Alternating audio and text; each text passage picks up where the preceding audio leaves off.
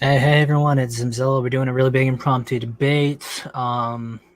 If you saw, actually, you'd come in a couple days earlier, and well, not days, my upload schedule. It's been a couple of weeks since the last time we did his debate. How long ago was it actually? Let's check. Actually, wow, no, it wasn't even a week. It was a whole month was when the last debate took place between me and him. It was the Theon Taylor guy. There's round one. Bad internet popped out. So you wanted to do this now. I just came back from work.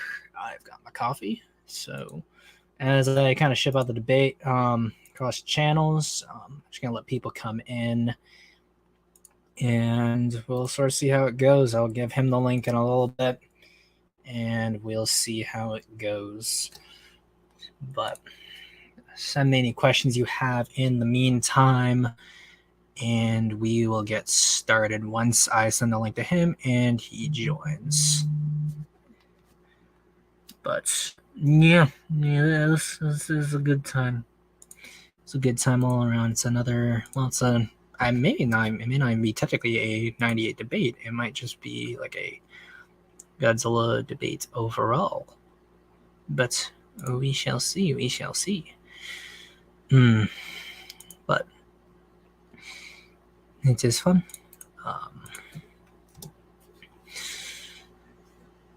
This is one reason why I don't like doing impromptu debates like this, is because at the moment I have to then do everything on the fly, and that's not fun. But we know how it goes. Chat, not self-prom. There we go. Bada bing, bada boom. Nope. Wrong channel.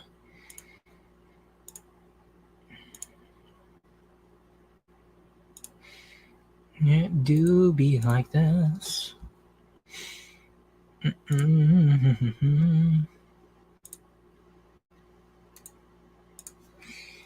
we go. I give it to almost everyone at once.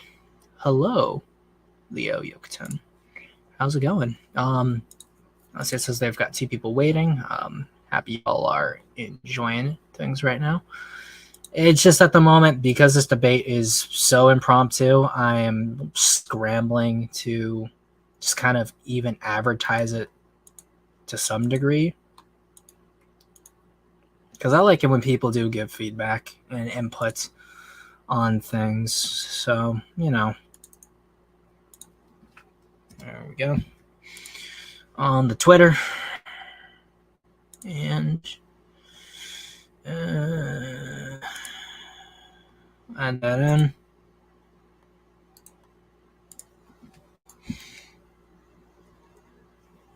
There we go.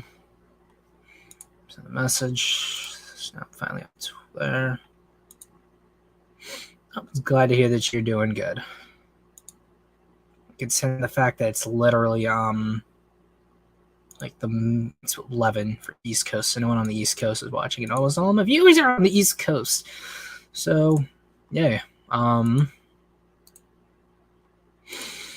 right, link that up to him. There is a link. I'm also sorry if there is you hear things blowing in the background. It's because of the fact that it's summer now. I like the cold, so I just prefer have things be cooler in my vicinity. There we go. There's a link. I can send it to a few more people. It really do be like that.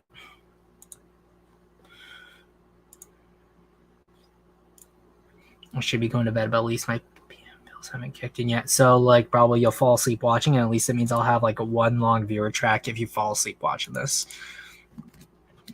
But, who knows?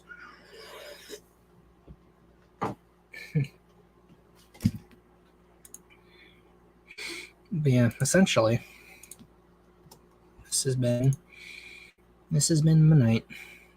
Or this will be my night, probably.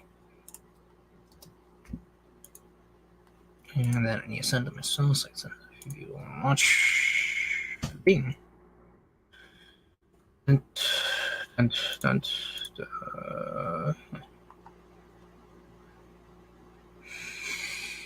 Anyone else I think would be worth sending this to? No, it doesn't look like it. Yeah, why not? Oh, wait. Is that the wrong thing? Whoops. Move. I was sending out the link to the stream itself rather than the actual stream. That's... Again, this is what happens when you're like tired as all hell. There we go.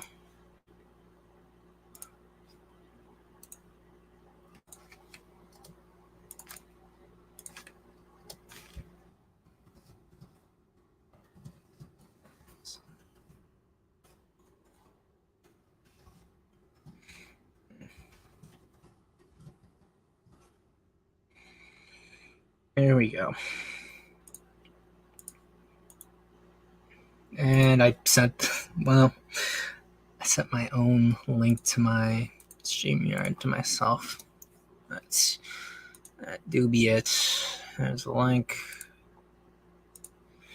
It's sent. And now we wait on him. He wanted this right now, so I'm surprised y'all don't have a VTuber of your profile picture. You know, like, to be honest, I wonder how it would be to make my thing be a VTuber character, but that would also probably be like a whole lot of money, and I'm not sure how I could do a VTuber on StreamYards. I don't even think they support VTubers. I'd have to do research into that. But I don't know. And that is an interesting thought. But yeah, so the guy, he said he wanted this debate. He said, "Nah, man, we're having it now." So he wants to have this debate now. You can have this debate now. But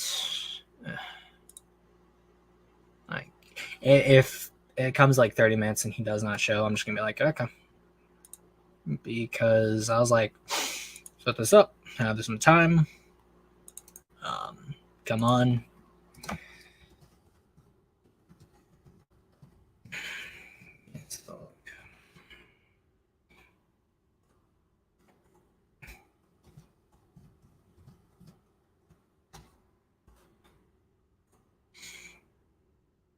Yo, editing my 5-year anniversary radio, so I'll be in and out for the stream. No, that's fine, man.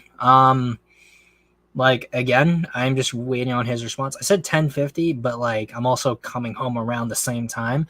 I'm out of the shower and then also like just prepare stuff for myself, so like I'm not falling asleep during this thing, because I'm probably, if this thing actually does happen, we're gonna be like going on for a couple of hours. So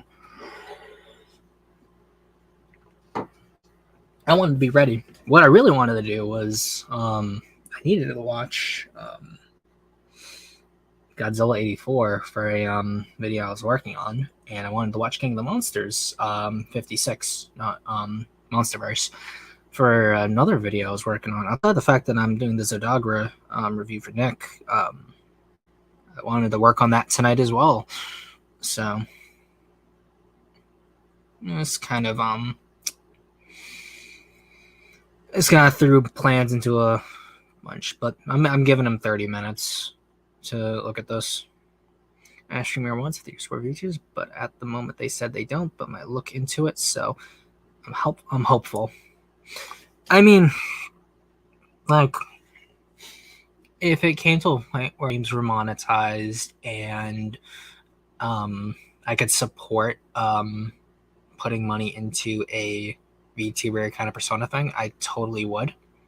But at the moment, it just does not seem feasible. But maybe in the future. But in the meantime, while we're still waiting on him or anyone who I sent the link to join, just shoot some questions and I can give some comments if you want. So Makes it interesting for all of us. And also, congratulations on your 5-year anniversary camo for the channel. That's really amazing. But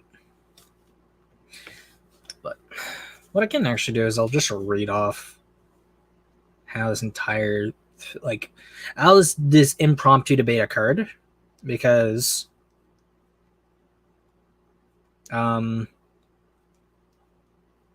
was like, well, I'm here right now, and I'm like, he's like, and free, plus you say you like winning, so come on, round two's about to begin, and nope, I'm not becoming blah, blah, blah. Not really important, plus it's our hobby, blah, blah, don't really care. Show my work schedule. I'm like, this is my work schedule. What isn't highlighted is my availability. He's like, nah, my G, I want this, do this. I want to do this, DUE, do this here and now. I want any of us, me going in and out of live or whatever, also really good at knowing I'm being filmed. So you wanted this now, just a few minutes late on it. So I sent him the link, and I'm giving him 30 minutes because there's a lot of other things I could be doing tonight that I want to get up for the channel, because the Zodagara review, or Zodagara, I should be saying more specifically, that review has been so far in the pipeline that I really need to get it out. And not because, like, just because I owe it to Nick, but also because, like, I tried to make it so streams were the kind of in-between content to work on, and then I work on the videos, and then work kind of got more and more important in terms of, like, what I had to work on. But I don't know. Would 98 have been badly received if it wasn't a Godzilla movie, in your opinion? I don't think there's that question is actually a lot more multi-layered than people realize. So if that film did not have the name Godzilla attached to it, I doubt it would have had the budget needed to even be what it was. But if we're saying, oh, the film it hypothetically gets the same kind of budget it got, and it ends up in the same position, then would it still be as badly received? I think a lot of people would be very lukewarm to it, or probably say, oh, it's a worse Godzilla, in the sense that, oh, it's like Godzilla. He's a dinosaur, kind of like Godzilla. Oh, he has a wind breath. It's kind of like Godzilla's atomic breath, but worse. Oh, it dies to missiles. Godzilla gets hit by missiles all the time. I think that a lot of these same things that people would have said about 98 already would have been tied to it, even if it wasn't a Godzilla movie. It would just seem as like a American monster movie that's trying to be Godzilla, but just weaker in every way. And I think, like, what a lot of people say about the characters would just still be there. So I don't really think it would have been much better received. It would have been better if it wasn't a Godzilla movie and it was kind of its own thing. I don't even think it'd be very good as a Beast remake, because I think anyone who's like really likes that film and likes that retro aesthetic and that monster design would be happy seeing the Rhedosaurus turn to that.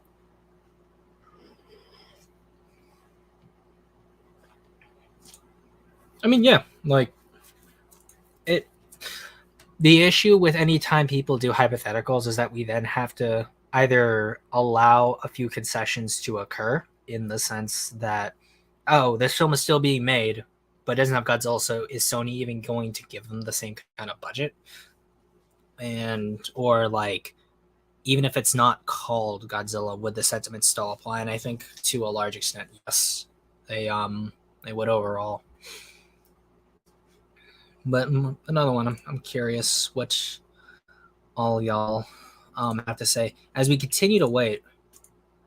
I sent that 14 minutes, no, 10 minutes ago. So you still got time.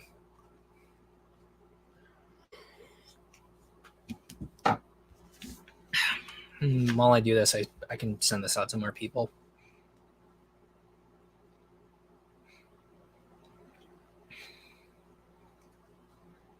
I would also just say overall, if you're going to ask me to do a debate of this kind, just kind of just be impromptu on things because, like, I want to respect people's time, and if you're not gonna respect my time, then it's gonna kind of piss me off.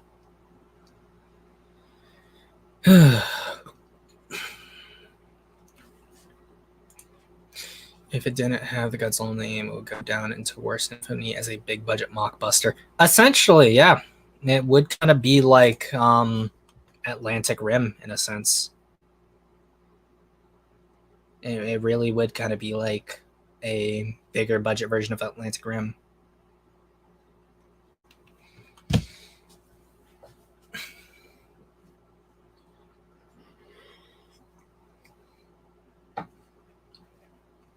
Because, like, what the issue with like a lot of mockbusters is the fact that sometimes they either follow another film very closely or they don't. Has the thing been seen? Alright, it's been seen. And what's the stream about? Okay, it's about a debate that we're going to be having, and he's now finally joined. You can give us the lowdown as to what the debate's about, since Alex Lee asked. I guess it's the debate about Godzilla dying or something like that. Like, I'm not. Well, I don't think that was the original debate, but I mean. Oh no, the how Godzilla 1998 is a Godzilla stuff. Well, how Godzilla 98 is an unfaithful Godzilla adaptation. But I mean, like, if we want to talk about dying specifically, I guess, what's the point you're making about Godzilla there's dying? A question. All right, because there's a question I wanted to ask about to get off. It's always been in my mind. I want to see what Godzilla. Well, real quick, all right, so actually, I'm 1 second boosting your audio. Say something. Okay. Can you hear me? Okay, that sounds better. All right. What's the question? Okay, so my question is, in the world of Godzilla, right?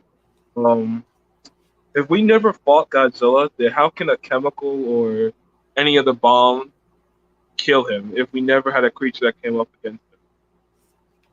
So the question is, how can we kill Godzilla if we've never like fought basically like saying him? That if we have to kill, well, no, saying the question is if we have if Godzilla is a greater force and he needs to be killed by something greater, how can a chemical bomb and all the other bombs, stuff like that, kill Godzilla if he's a creature we never came up across or never really fought before? I mean, in the case, like, specifically in 54, we realize that in context, Godzilla is a product of the atomic bomb. So the reason why the Oxygen Destroyer is effective is because as a device, it is a more deadly weapon than an atom bomb. But even that, but then that's the thing. We never see we never see the oxygen bomb work on land, but we only see it work in water. That's the point. Water. If Godzilla is supposed to be, I mean, it's water. It's water, but I'm saying the question still remains because Godzilla's a creature. How would that bomb have known it will work on him if it works on fish? But Godzilla's not a creature. Well, we know it works on fish. Well, we know it works on organic material. So, as a biological creature, the inference is that therefore it should work. However, because of the fact that it's attacking something on a chemical level and disintegrating something to a similar point that an atomic bomb atomizes people, it can go without saying that in terms of power, a nuke versus a hypothetical oxygen destroyer would be of similar potency, which is more acceptable for Godzilla to die to than weapons that are ubiquitous among any military around the world. So, for instance, if in Godzilla 98, even if they use missiles, but they explain it in a way that contextually makes their use extremely ethically dubious, but also a power that probably humanity shouldn't use and essentially trigger another arms race, that is a better alternative, in my opinion, than killing him with weapons that are, as I said, ubiquitous among militaries around the world. But I mean, I have no problem with Godzilla dying. Okay, but I'm saying, but this is my point on that. I mean, missiles like jets Even jets entirely coming against like other countries, that's a sign of wars and other things. So Godzilla. So basically, if anything, how I see it is basically the jets are flying on Godzilla and is shooting him. That's an inside war. If any jet came off on any country, governments are gonna be ringing up their phones like, "Why is there a jet coming in our airlines?" If they just coming in, passing by, whatever. So a missile by those jets could blow up a building, could kill people and stuff like that much often. So my thing with Godzilla is that Godzilla 1998 did die by missiles. He didn't die by guns because torpedoes knocked him out, and torpedoes are very dangerous to subs, and most likely other because they're cause big explosions. But also kill a lot of people as well. But those knocked him out. But a missile was able to kill him. But it wasn't able to kill him instantly since they had to keep repeatedly shooting at him. So the fact that because they used missiles on him before from helicopters, it still wasn't able to kill him from that point on in the city. So even that, Zilla has to be killed repeatedly, but he has to stay in the same position. If he's moving around, he can easily dodge and move out the way of these things. Well, but because they had him stuck, they killed him. But also that's the same point of but that's the same point of Godzilla, how they had to draw him into water using lights and also keep him in water for the oxygen bomb to move. Godzilla got out of there, oxygen bomb would have been useless. Godzilla still destroyed the world. Well, remember when it came to the oxygen destroyer, they didn't have to lure Godzilla there. Godzilla was just sitting there, and that's how they were able to use it. Not really. They did it in the movie because they showed in the movie that they lured him using lights. The lights lured him in the water. No, because remember, Godzilla was just sleeping under the sea floor. They didn't have to lure him to a specific location. But that still stuck him. That's okay. So but still, when it if also anything, comes to they didn't 98, have to for example, if 98's caught off guard, for example, the first time he's feeding, if we just used like a Moab, for example, and just dropped it on 98, then he would have died like instantly, considering the fact that the missiles used on 98 to kill him are all much weaker than a Moab. So really the fact is that it's just a matter of escalating force at that point, unlike with 54, where if we establish that he's above any other weapon outside of weapons of mass destruction, then it's always going to take weapons of mass destruction to kill him. But chemical bomb is a thing of mass destruction, but it's also a thing that really, I would say more likely an H bomb or atomic bomb is more deadly than a chemical bomb. A chemical bomb spreads more, but it doesn't really affect other people because say that I dropped a bomb in front of that, the people's around like that 10-mile radius will get more affected than people that's in long distance. They will get somewhat of it, but not the full thing. Like in the movie, how the atomic bomb happened. People got radiated. People would, get sick, but they didn't die after that, and some people would die. So it's like if you're designing a weapon, do you want a weapon that does not kill people but leaves them incredibly scarred, or do you want a weapon that can kill greater people? Because if we're looking at what the oxygen destroyer can do in terms of just being in the water and it completely depopulated the Tokyo Bay, then if you use it on land, but also it didn't kill the most of Godzilla because so this is the thing. If you're telling me you want a bomb that's more powerful, then this is my question. If it killed that Godzilla, why was there another Godzilla that came up after that Godzilla?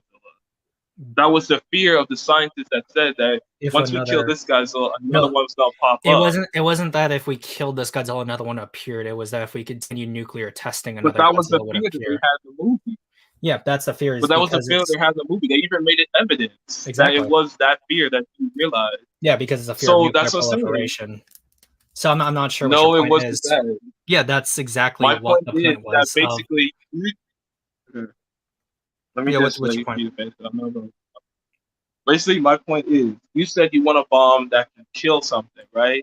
That can basically literally riddle instead of just spread and fed one piece and one piece further.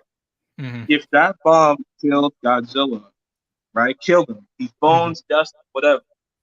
Why did another one pop up instead if it didn't kill him? Because if anything, that Godzilla must have hibernated around that Godzilla. around that area because they both went underwater. Well, no, what evidence would you have that the second Godzilla was anywhere near the what first evidence one? you have that? Because you said that basically this oxygen bomb killed fish. We saw how many fish killed when it was in that area. It killed everything, turned all to bones and dust. Yeah. My evidence is that it killed that Godzilla. You saw how it killed that Godzilla. My evidence being at the end of the movie, they said it clear and game. We killed this thing, but because we killed it, and because of mankind's ignorance, another one is gonna pop up, which was their ignorance. They awakened another the ignorance was. Bomb. 1 sec, we're just gonna actually just watch the movie too because it is free on YouTube for all you guys who are curious, and it is free of ads. So we'll just go right to the end.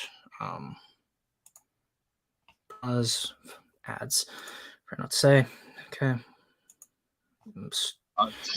Load. Okay. And I'm going to mute it because I don't want to get the stream copyrighted. So you probably just got to skip it to the end because we can't really watch it all the way through. We're not going to watch it all the way through. We're going to go as close to as possible. No, you just got to go close to the ending part. We are close to the ending. Hold on, let me see. And it's another add-on. Yeah. Everyone can see this, right? I just want to go back. Okay, yeah, people can see it. Good. Filthy ads. Go on, load. Yeah, it's cool. Okay. I think you're too far back. No, we're not. Wish we live in happiness. Go. Yeah, it's right here. Was the last of its species. If nuclear testing continues. I can't really see anything. All I see is like a black screen. Then someday. Is it on a black screen? Oh, okay, that makes sense. Yeah, it's on a black screen. Because it's a video. It's blocking it. Watch it. Yeah, if anything, okay. I'm gonna send you the link. Wait, I'm gonna send you the link, and we're gonna go to the same spot, and you'll be able to watch it with me. Okay, wait, hold on. You could. Obviously, you're doing something for me to see it in a way. Whatever you did, do it again one more time. Because I backed out. Because what I can see it. Let's see. What about now? No, something happened. You did something for me to see it. Because what I did was I went out into a different browser. So every time I go back into StreamYard, it's gonna show it because it's thinking I'm not on the actual screen right now. Because right now it's trying to defend me from not streaming it directly. So there's private chat. It's gonna link you the video. I'll tell you where to start from. Okay. And because none of y'all can see that either, I'm just gonna. I can go just wherever. Really? So you're gonna start at 1 hour 35 minutes and 7 seconds. Let me know when you get there. I know it's commercial real quick. I gotta wait. Just go through the ad if it doesn't. Oh, come on. New COD Modern Warfare 2 trailer. No, because I don't have enough time to play anything right now. Huh? See, Leo, I'm just responding to subs. I thought Godzilla was killed a long time ago. I thought Godzilla was killed sensible wave of Shin. No.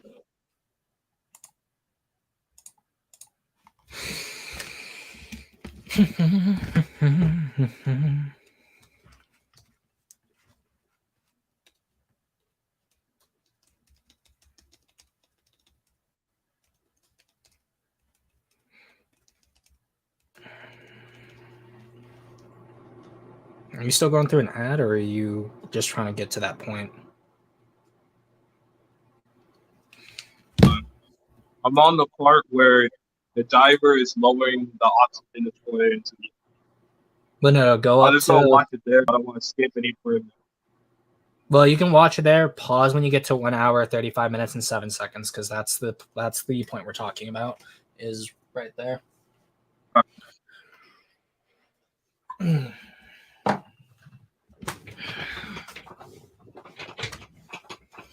I love these films.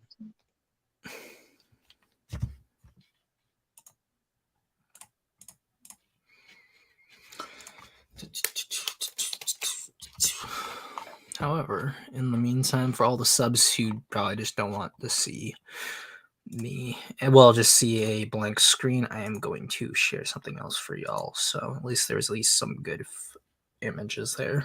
So screen. Oh wait, hold up. Yep, just let me know once you get to the when you get to the thing.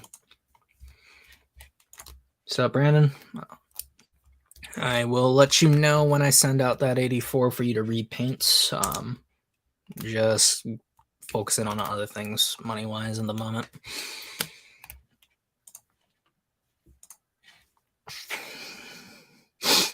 Well, what point are you on the timeline in terms of numbers?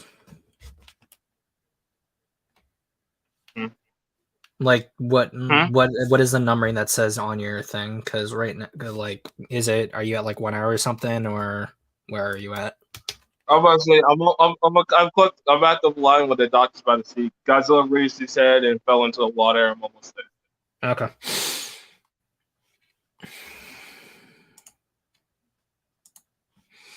And right now, for anyone wondering, we're just waiting because we're gonna run through a scene that's important to the arguments.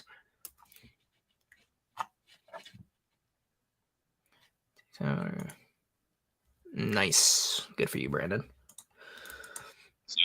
Also, why would you call it COD Modern Warfare? We already have a COD. Well, remember, Acno, there was they already made COD Modern Warfare already, so of course they're essentially quote unquote remaking Modern Warfare 2 in that sense. So probably we'll see a Modern Warfare 3. Which does likely mean we'll get to see Makarov again, so that'll be fun. I don't even know if this new COD, I haven't looked at the thing at all, so I'm not sure if like Shepard's gonna be in this one or not, but we'll see. We shall see.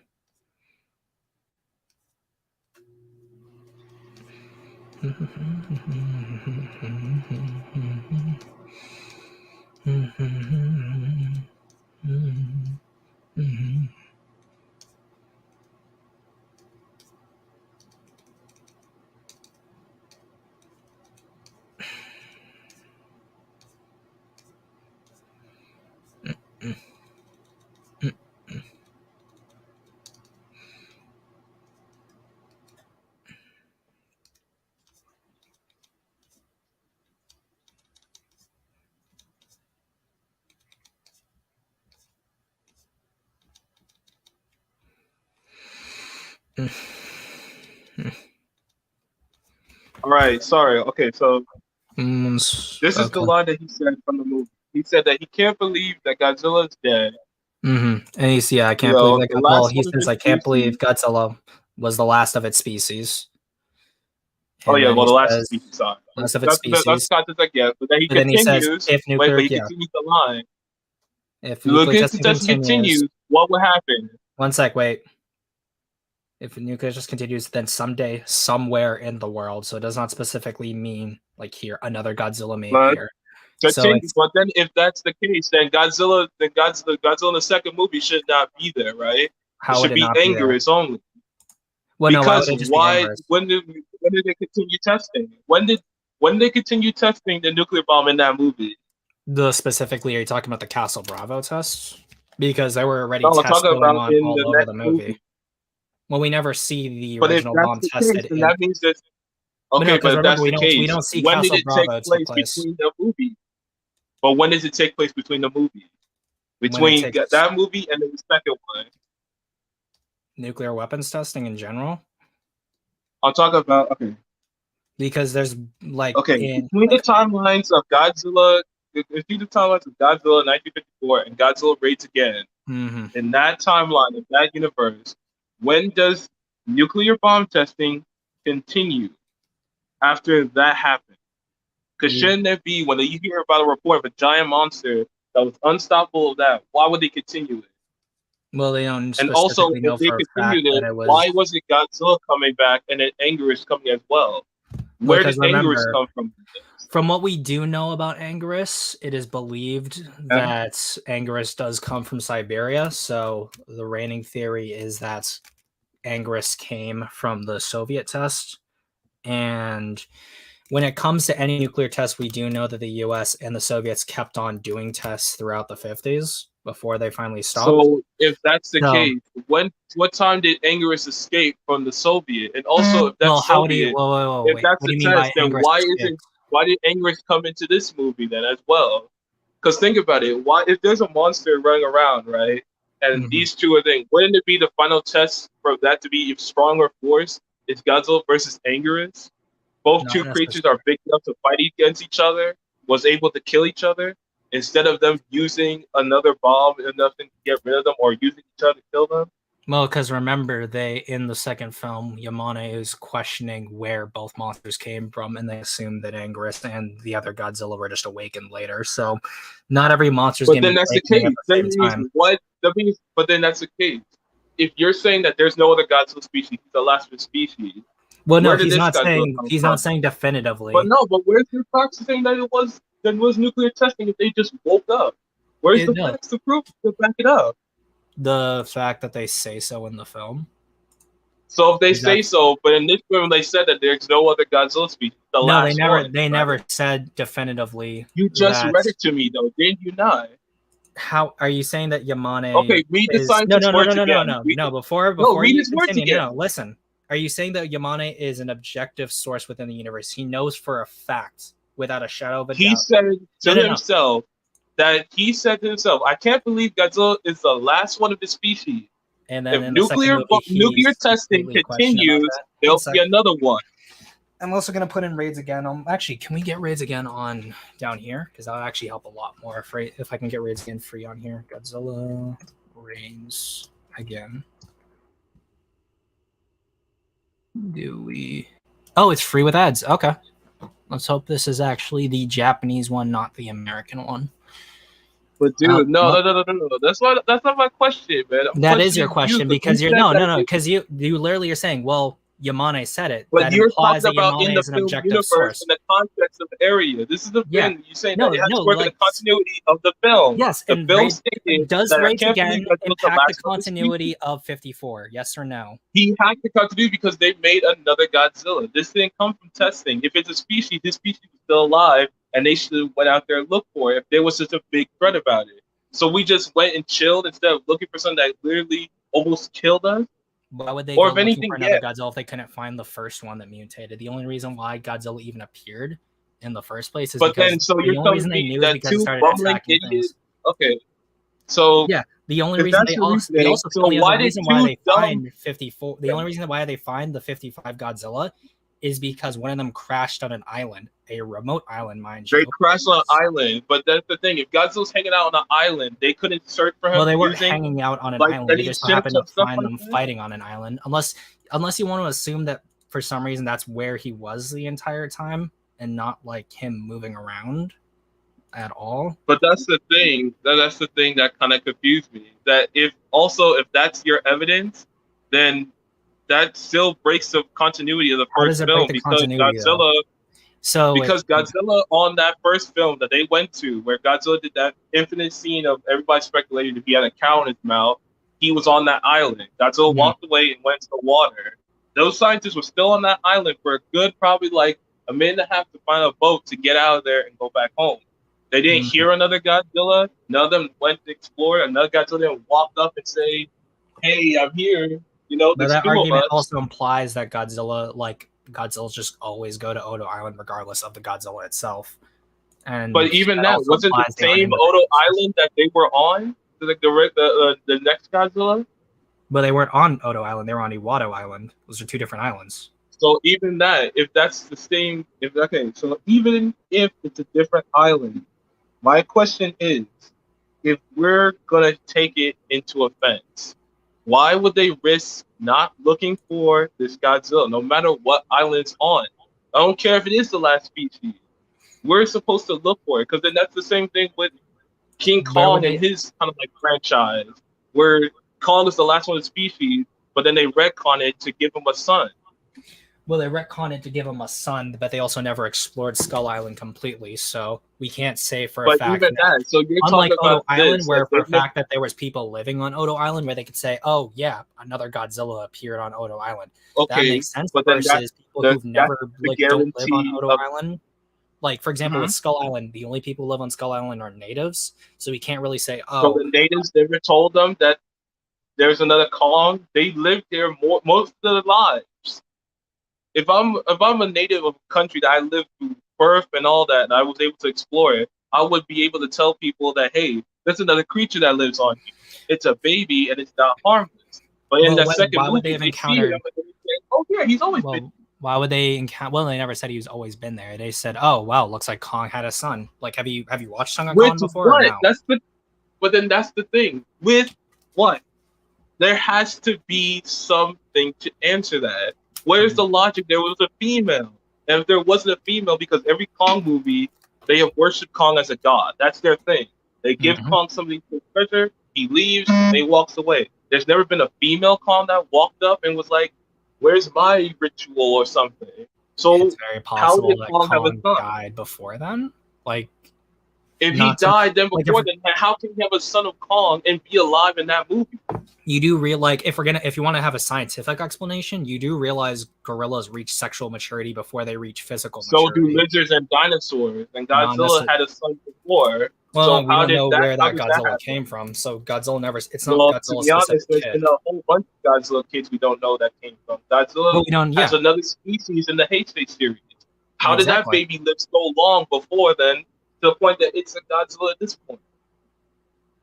Wait. And Wait. also, if the Are genetics you are the asking same, why this Godzilla basically you're source telling became me, another Godzilla? basically you're telling me that this is another Godzilla that lived off another island. That's how they explain Well, we that. don't know. No, we don't Okay, know where the so then 55 Godzilla came from. I'm never saying that came from that specific island. The only reason they fight but it is because this it's is fighting your Anguirus on that thing. You island. said okay, but then this is your point, right? You said No. that that he's not a species or whatever. Like he's the only one species. That's what they said Well, in the no, no, no, film. no, no, no, no, no, no, no, no, no. I never said that. I said that Yes, Yamane you says have that he said that thinks he's no. the only species. No, I've never said that he's the only one of his species. I've said that what Yamane says in the film, and he's also not an objective or But omniscient what did you source in say the about the universe. films? But what About did what you say films? about the film? What are you trying to ask me? You said that basically the films, are supposed to be, a source, a reliable source that you could take Yes. with No, all that. films are a Okay, reliable so then source if that it's we a can film, then still. why did they automatically assume that he's a species? If they didn't know where he come from and they didn't know there's more stuff out there, why did they say, oh, well, can't believe he's the last one, but then another one pops out of nowhere, Because we've and then they're never like, seen. oh my God, my fears have been realized, another Godzilla came. How did they That's explain that? how like How did an that animal has happen? been discovered. You do realize that's almost like. Do you know how like gorillas were discovered? Like actually, yeah, gorillas were thought Okay, to be but then myths is for that the thing? years. If No, no, we're no, no, going no, off no. of that Listen, logic, people no, have but explored countries to find out these animals. So yeah. you're telling me So they took so that ready, time and ready. effort to find out there's another one of these things out there? Or you're telling me Like that these people are that stupid to rely that, hey, we killed one, that's it, everybody, let's call it we a day? killed a monster that is not only one massive, but also it was somehow able to survive a nuclear bomb. And Okay. that it's But then even weird that if they that's never the have gone looking for case, another one, that they also don't know specifically where the first one came from. The only reason why they know the first one existed is because it started attacking fishing boats. Because Castle Bravo, and the this nuclear one was on test, an island no, that they didn't nuclear know test. or didn't Well, have any again, contact to. so you're So then again how did when it it walk comes all the way to to Godzilla Japan? 54, we don't know where the first Hmm. Godzilla came from specifically. The only way we do Well, know to is be where it was honest, mutated, which is to be honest, if you go we can't behind get the to it. films, all right, no, hold on.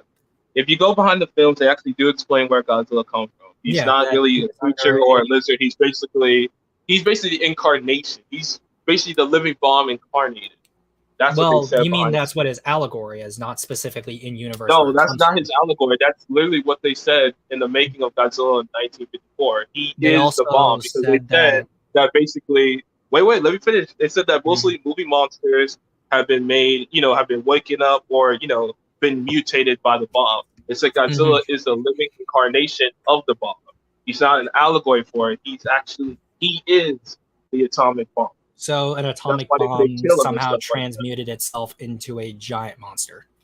That's what that. you're I saying. mean, if you wanted me to pull up a concept art and show you on Twitter where they actually show a mushroom-clad Godzilla face, then I can Well, do that. you do realize that wasn't like him transmuting from a metal weapon into a I bomb. It mean, was he traits that basically cut him resemble a out bomb. and it mutated something, dude, with the Hydra bomb. So wouldn't that make him a Well, part of a also Hydra remember, you bomb? also showed me the picture The of the concept of Godzilla it. colony from the Godzilla Encyclopedia. So I'm Yeah, not sure that why you're shows trying that to he's tell me more that of a Godzilla is quite species. literally the bomb.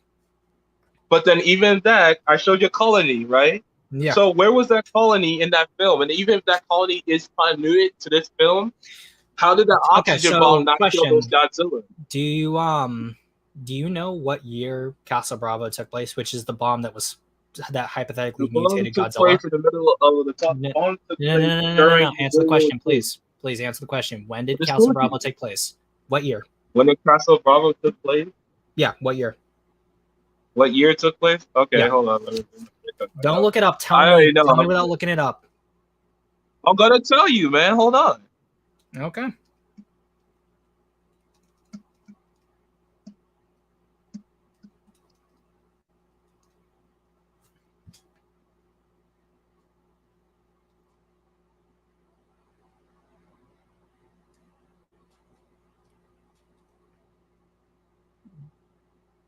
Acne already said it, but I'm not sure why it's taken this long to find it.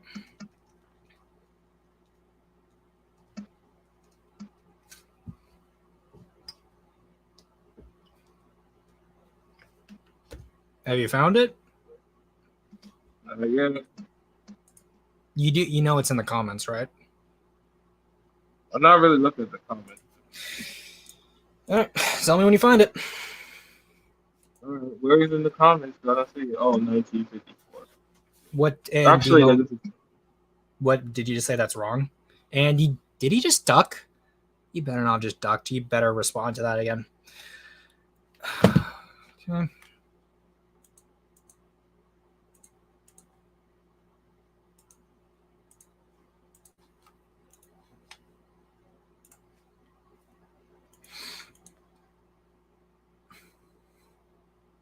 I haven't broken out the alcohol yet, so.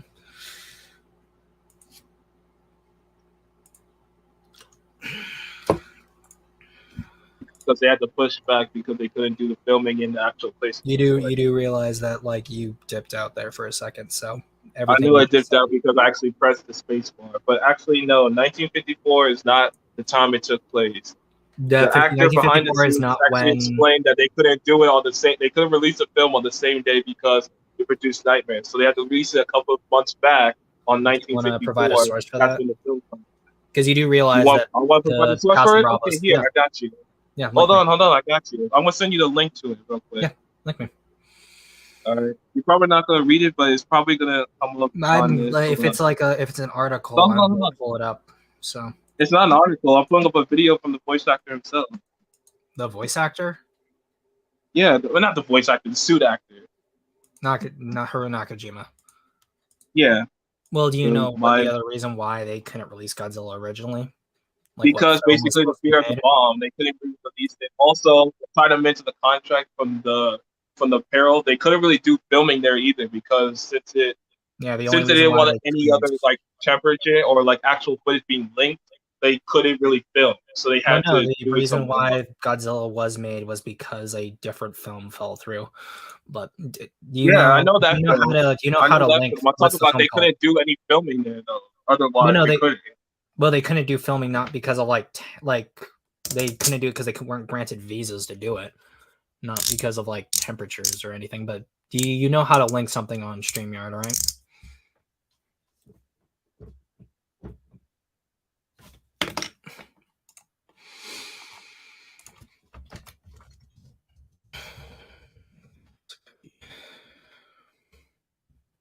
All right. I'm sending it probably through private chat. Yeah, just send it via private chat. Come on. Copy link. Copy.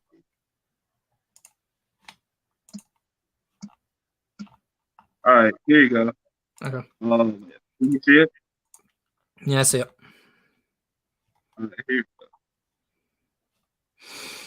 Am I moving to a specific spot on this, or like what point in the thing? It's 3 minutes, so I can just arguably skip since this is all subtitled. Like, what specific point in this do you want me to skip to? Just skip it. Hold on, I got to skip it myself. I got to the first part, but basically skip it to. Hold on. To, hold on to 2.13. 2.313. Wait, Yeah. 2.13. 213. Okay. No sweating. Yeah. Okay. Wait. You skip it to there, just go basically show you like how he talked about the suits, but it talked about his amazement and all that, and how like people thought it was actually real and stuff like that. Blah, blah, blah. Okay, one sec. I'm going to, and we'll share audio too. We're gonna streamception a little bit, guys. Sorry. Let's do the audio very low on this, and we'll go in. We're just starting from 211. This should be fine. Let's up the audio just a tiny bit. Yeah, there we go. And since I had it on 2 times speed, we're just gonna drop it down to 1.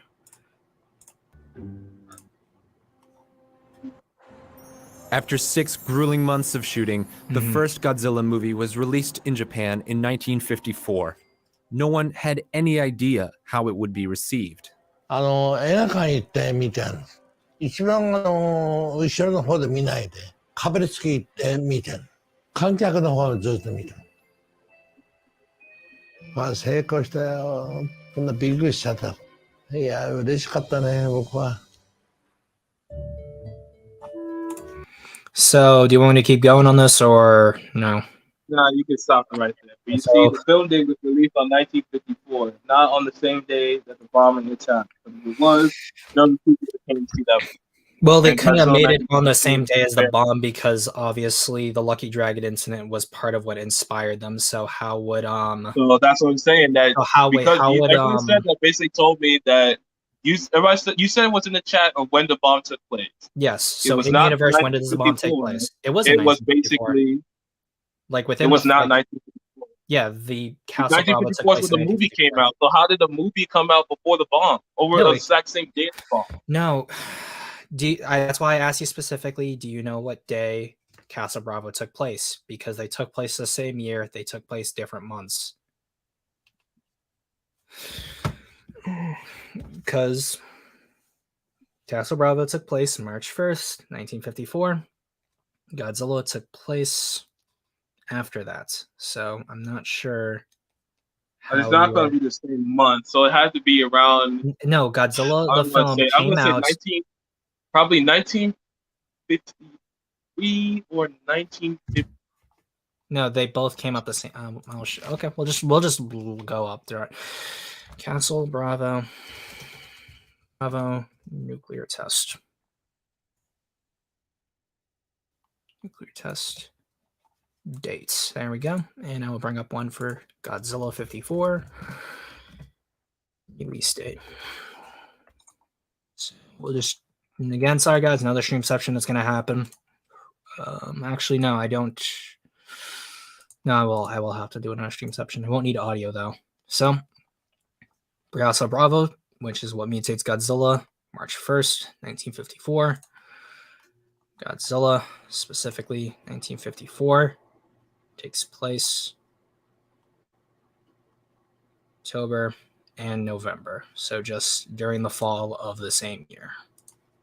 So, like I said, it took place the same year. However, they just took place over different months. I'm not sure how that is weird to comprehend in this case. And if we want to go further with this specifically, there is Godzilla Raids Again. And that film specifically, well, in the US came out in 59, but we don't need that. It came out specifically in Japan, April 24th, so spring of the following year. So, and again, yep, Lucky Dragon was a fallout from Casa Bravo, again, all taking place in 1954, but several months apart. So it is indeed, if we are talking about in-universe events, it is possible for the time between when the film takes place and when the bombs fell, specifically Castle Bravo, that the other Godzillas are destroyed. One is mutated, and the film occurs months later.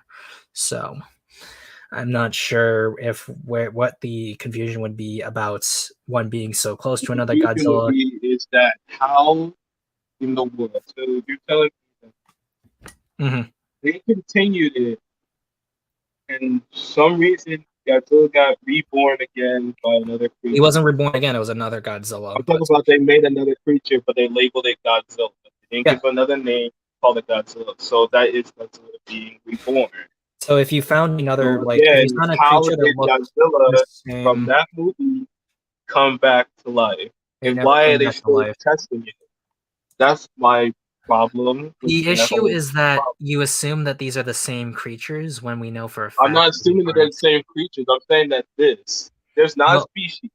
It is a species because we know for a fact, like, we see the first Godzilla reduce to bone, so there should be no illusion. Well, not really bone. If you watch the movie again, he just we see it. There's no bone. We see it brought down to bone. I watched and then the movie again entirely. just a few minutes ago, dude. So wait, are you trying to tell me that we never see Godzilla's bones at all? Okay, no, we never see Godzilla's bones at all. The movie basically shows it. The bones turn to ash. I literally watched it again. I was like, oh my god, that's new. So where did they get the bones from the other one? Wait. So go back to the movie. Go back to the part where Godzilla. No, go back to the Godzilla part was dying. What did you just say? You just said the bones never appeared in that movie. You just said the bones we never saw any bones. We see the bones and then they disintegrate. So clearly 54 and 55 are two different monsters. I'm not sure why this is hard to understand. Okay. So if we see the creature was reborn in another creature. Because if the nuclear bombs, okay, have you ever heard of reincarnation? Where you kill somebody from a different time period, but then somebody else from this world that's not related to them has the same spirit, the same mind.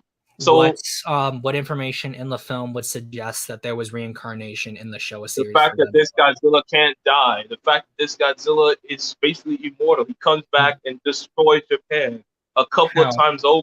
Nothing killed him. What is the same creature? That's reincarnation to a How are they the same? Wait, again. So okay, so does Godzilla from Raise Again die?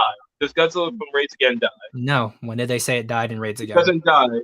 But he doesn't die, right? Yeah, Godzilla, the 55 Godzilla never died. What's Godzilla famous for? What's Godzilla famous for? Atomic breath.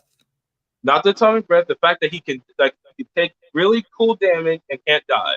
That's why Godzilla can die. It's very easy. Godzilla can die. I'm not sure. Okay, so if it's very easy to kill Godzilla, why is it so complicated that you can't understand that 1954 can die? I'm not sure I don't understand what the point you're trying to make. You just said it was easy to kill Godzilla. I never said it was easy to kill Godzilla. I said you just said in your sentence before I cut you off. No, you said it's very easy to kill Godzilla. No, I didn't. Again, because you're because you're also saying that reincarnation exists in this universe. So are you also saying that every other spiritual concept that has ever been thought up exists in these films? Because because if you look at the Godzilla GMK, he's the incarnation of all the Japanese people that died.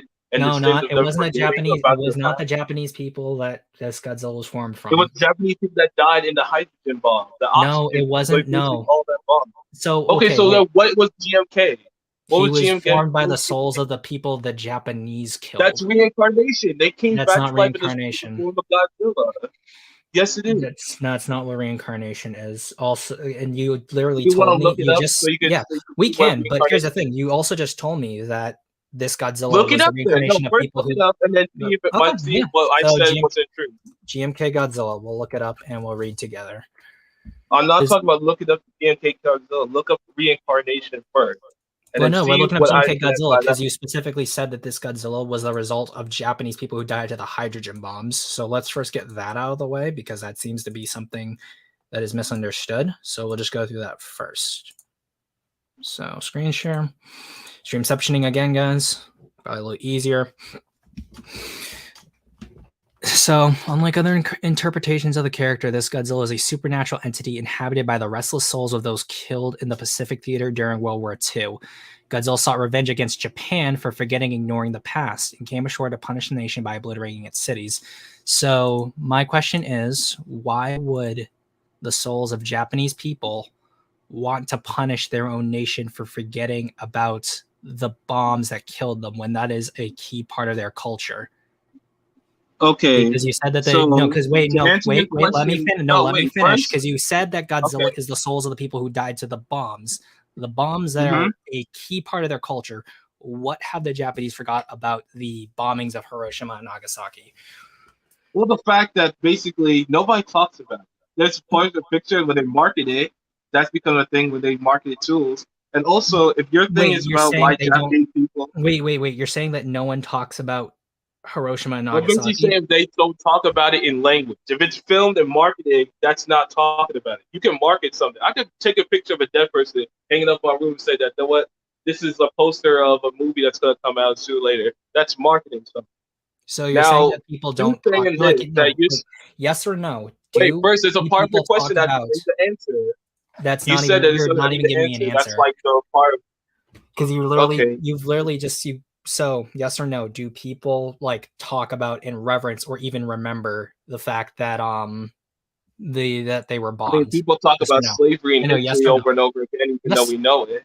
Yeah, exactly. Just like So how you they see talk how about we the fact talk that they about were it to bombed. keep it being remembered? When Yeah. have anything in Japan, when have you ever seen anything like, When okay, say that, you know, in the movies, where in the movies that they especially mention, like everywhere dialogue is, oh, you remember that, you know, remember that, the atomic bomb that went off in 1954? Remember the Godzilla creature from the first movie coming in yeah, and they do talk destroying, about killing that us? because remember the one They girl talk whose about it friends get because it's crushed? happening right there and now. No, There's because somebody remember questioning about it. well, no, because remember when they're I at the can when they're literally pull partying you up a on movie where they literally asked the governor of that, be like, "Oh, what's Godzilla 1954?" And somebody talking about it and preaching about it. Nobody, not a regular person walking up being like, well, we're "Hey, you talking know about two what? different films.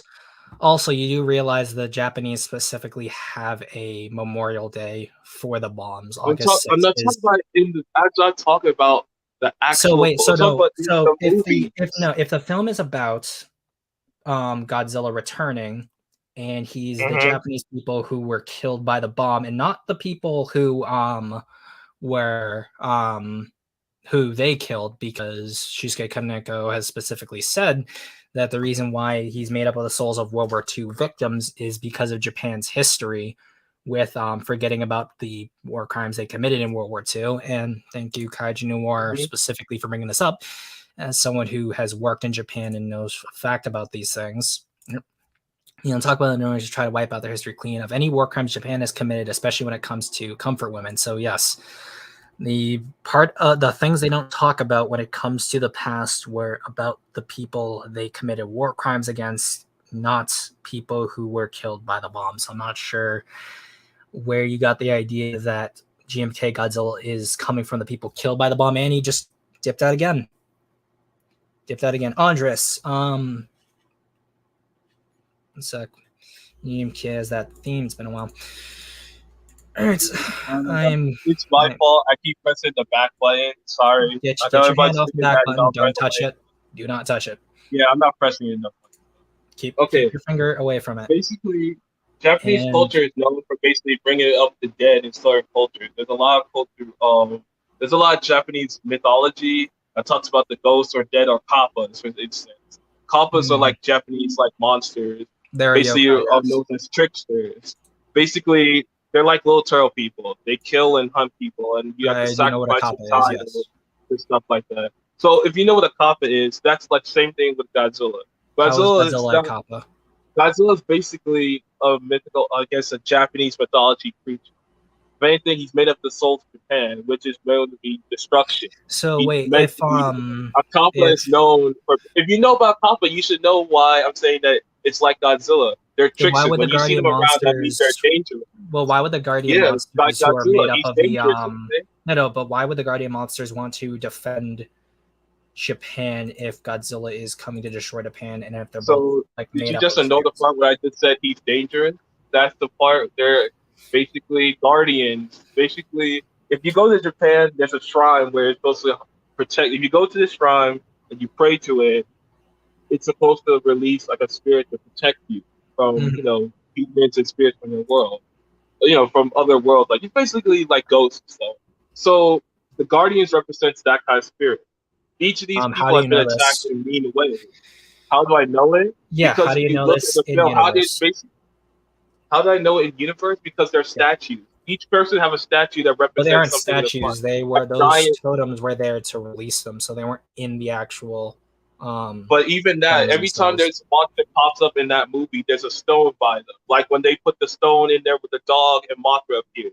They put a stone breaks because their bodies were all below it. Because remember, we still see the stone for Ghidorah. We also see Ghidorah under the ice. So yeah, Ghidorah's when the guy breaks the stone and starts to hit it, and then Ghidorah wakes up. He woke him up. No, because remember, the guy also like pushed the stone over to what's it called, commit suicide, and Ghidorah didn't awaken from the stone being desecrated like that. So, but the stone came when it was broken or it's been misused. God, well, remember, wait. So how would it be? So how is someone moving the stone in Mothra's case them desecrating? Okay, so in Mothra's case, they were trying to kill it. They were trying to kill a dog with the stone, right? And no, they weren't trying to kill a dog with the stone. They just moved the stone because they didn't care about it. They knocked it over.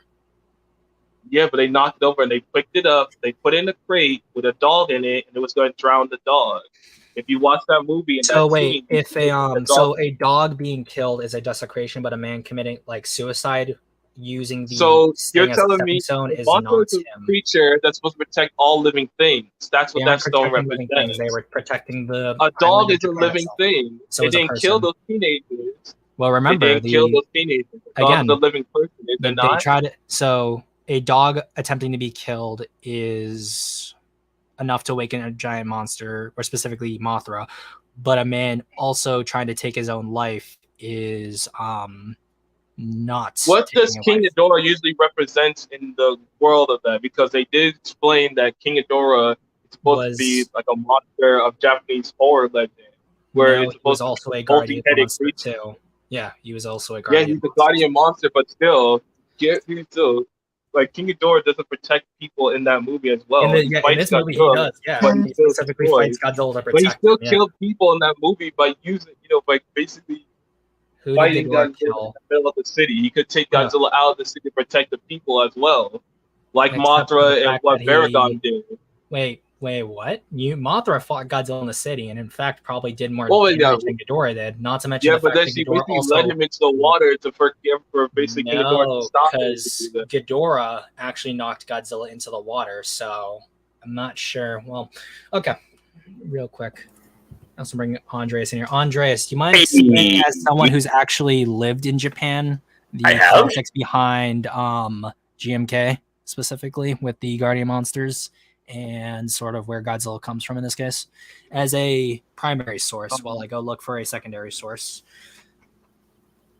Okay, yeah, sure. Sorry, what was your question? My question was... The question I had was basically, what do the stones represent in the movie at GMK? Like the three stones that was in there. Yeah. I think I remember I was talking, I could have sworn talking about this with a friend of mine. I believe the idea was the whole scene was sort of like a critique as to the disrespectful nature of modern, at the time, as of 2001, the younger modern Japanese generation that has no respect for their history, no respect for their culture, no respect for, not so much no respect for their religion, but just an overall disrespect at what came before. And I believe that stone was meant to be kind of like because I know a lot of Japanese do take a lot of great pride in their own culture. And for the younger Japanese to be so careless as to destroy this like stone that's part of this like religious, almost like this sort of religious area. And normally, from my own perspective, I rarely come across almost any Japanese people who act as rowdy as those biker gangs. But I do know that's like a very, very small subculture that does exist. I believe mostly in the urban parts of Japan. But yeah, anytime there's like a shrine or a temple you are pretty much like Japan is mostly a culture that is based on respect, and when it comes to those more religious areas, despite Japan being for the most part agnostic, they most definitely have a lot of reverence, are expected to have a lot of reverence for such locations. So to be so rowdy to the point where you end up destroying a piece of that type of environment. Before you continue, destroy. Like say that. So if somebody knocked over the stone and it broke, what did that mean? To destroy and disrespect what that statue represented, right? Just I guess in a way, sort of, maybe, but I'm just going about it in a very general sense. I also just want to also add to the fact that this is specifically coming from, this is a passage from Beyond the Kaiju Curtain, a journey through Japan's biggest film sets by Norman England, who had a foreword by director Shusuke Kaneko. And specifically, he says, I asked Kaneko for his basic concept of Godzilla. This is a quote by Kaneko. I see him as a ghost, one influenced by the spirits of the victims of World War II. When I say victims, I mean those who suffered. Japanese, Chinese, British, and American. Godzilla is the manifestation of their pain, anguish. He's the embodiment of their wrath. In a way, Godzilla can be viewed as a spiritual monster that conventional weapons cannot kill. So I think we can put the rest, the idea that Godzilla is a result. But then that comes to my point of basically. But that comes to my point of basically, kaiju, nor if you can, if you want to jump into with this question, you can. If Godzilla, if that quote says that if he views Godzilla as a ghost, a vessel for the people that suffered, then how can we kill him with chemical bombs and, basically any type of bomb that's not really a conventional weapon? How can we kill him with that if he is the embodiment of those that suffered? Because they're specifically different universes. Well? Because this is another passage right afterwards. It says one nagging question. Yeah, I'm answering your question right now. I said, let me finish it. But wouldn't that basically mean killing the past?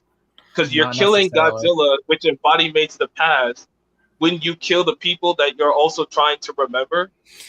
Not necessarily. The script said so. Exactly. Every film outside of sharing continuity with themselves would have different rules for their universes. So in this case, specifically, let me finish. Yeah. What Kaneko also goes on to say, the director, is that one nagging question kaiju fans have is why giant monsters keep attacking Japan. In GMK, and this is specifically GMK as he is the director of that film and no other films, I plan to suggest it's because Japan has forgotten the sins of their fathers and that affluence and luxury has made them complacent. Godzilla doesn't like this. He's angry that Japanese people want to smash them. Unfortunately, as much as I'd like, I can't come out and say this directly. So overall, specifically within the universe of GMK, the reason that he is there is because he was resurrected by the souls of World War II victims and is punishing Japan because they're forgetting the sins of their fathers. And I don't believe that being bombed by another nation would be a sin, according to them, like you suggested, as you believe that Godzilla was the embodiment of the Japanese people who were bombed. Andres, do you want to give any other perspective on that? Yeah, sure. This is obviously directly coming from Kaneko himself. Sure. So, but anything else you want to give a point on? Yeah, of course. The way I view GMK Godzilla is that of sort of a pseudo sympathetic villain, where you understand their motivations, you understand where they are coming from, but you disagree in their methods. It's like, I get why you're angry, but I don't agree with how you decide to ultimately approach this situation. So, like, are people very ignorant of the past and are doomed to repeat it? Yes. Is the solution to wipe out all Japan? Of course not. But that's why Godzilla's the villain. He's there to serve as this harsh reminder of the past, and that in order for humanity to continue, they must learn from the past, overcome it, learn to live with it, and this cruel, harsh reality, and ultimately become a better society because of that. And again, Godzilla, the vengeful spirits, they have a reason as to why they're so angry, but they end up taking that rage and that thirst for vengeance, and they have caused it to consume themselves. So while they are, how would I say, they are vindicated. I don't want to say they're in the right, but they're certainly like they're vindictive. They're vindicated. They have a reason to be understandable reason to be upset. But then what they end up doing, allowing themselves to be consumed by this rage, that's ultimately what leads to them being the villains of the story.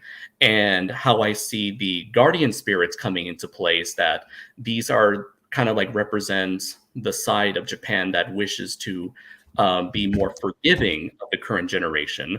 One wants to punish the current generation, while the other side wishes to forgive them and give them a second chance for them to learn from their mistakes. And so hopefully by the end of the movie, the characters of this film are ultimately left to lament the actions, the events of the film that they had just experienced, and ultimately come to a conclusion, come to a decision as to what to make of all of this. And I like to think that because Godzilla's heart is still beating by the end of the movie, that shows that Japan has not quite learned their lesson yet. And as long as they continue to repeat their mistakes, there will always be a side of Godzilla there to remind them of the past. Okay, also, if we want to go back that comes into place of my thing with the Kappa. Like the Kappa basically are creatures that are tricksters. You come to their territory and they will basically kill you, and you have to make a certain sacrifice. You have to give up something special to not see them again. And with this, that's what I'm saying, that GMK Godzilla, by what you said, that yeah, I got to see that being the point of him basically saying, if you keep doing this, I'll come back and I will basically do that. My problem with that theory is that if you look at the millennia, like the Millennium Godzilla, they have not forgotten Godzilla. That becomes the whole point of the treaty of basically saying that 1954 happened, and they have to keep rebuilding. They keep rebuilding and rebuilding and rebuilding, and more creatures keep coming up, even though they're still remembering the tragedy, what happened. So that's where I'm kind of confused, where it's like you're saying that Godzilla's an allegory for this. Like, if you forget, I'm coming back and I'm going to make you remember. But if he keeps coming back, at that point, where does he stop becoming an allegory to start becoming a monster that's bent on destruction and just basically destroying it? Because if you look at all the trouble Godzilla has come up against, Godzilla has made these monsters wake up and come and destroy Japan for no other reason besides showing that there's going to be like more bombs or something that's going to happen. Like, does each creature, establish a bomb, or they just establish peace? What do those monsters represent besides what Godzilla represents in the first place? Well, that's also going to depend on each monster, as well as how people are going to represent Godzilla in their films. So if we're looking specifically at the Kiryu films, where we see films like disparate films that all originally had shared no continuity with each other, with the Godzilla universe as a whole, then become their own timeline, we then have to extrapolate and contextualize that. The Kiryu series did share a timeline with the first film. So it shares a timeline with the first film. It shares a timeline with King Kong Escapes. It shares a timeline with War of the Gargantuas, Frankenstein Conquers the World. It shares a timeline with a lot more. Yeah, so that's what I'm saying. That's what I'm saying. Where does Godzilla stop being an allegory? Again, that's going to depend on destruction. It's going to depend on the film that he's in. So if we're looking at so would you say that basically the films that have gone on have forgotten that message? Because there's been more films where Godzilla has really been the hero, even though he's supposed to represent this dire destruction of basically Japan as a whole. Being the hero, like by hero, I mean, he's the hero, but he's saving Japan as also that. What does that mean for that bomb, for the atomic bomb message? That the bombs can be used to actually save people, or can it be used as either way? Or the fact that Japan doesn't have to fear nuclear obliteration anymore. However, once tensions start riling up again, therefore Godzilla would revert back to its original allegory.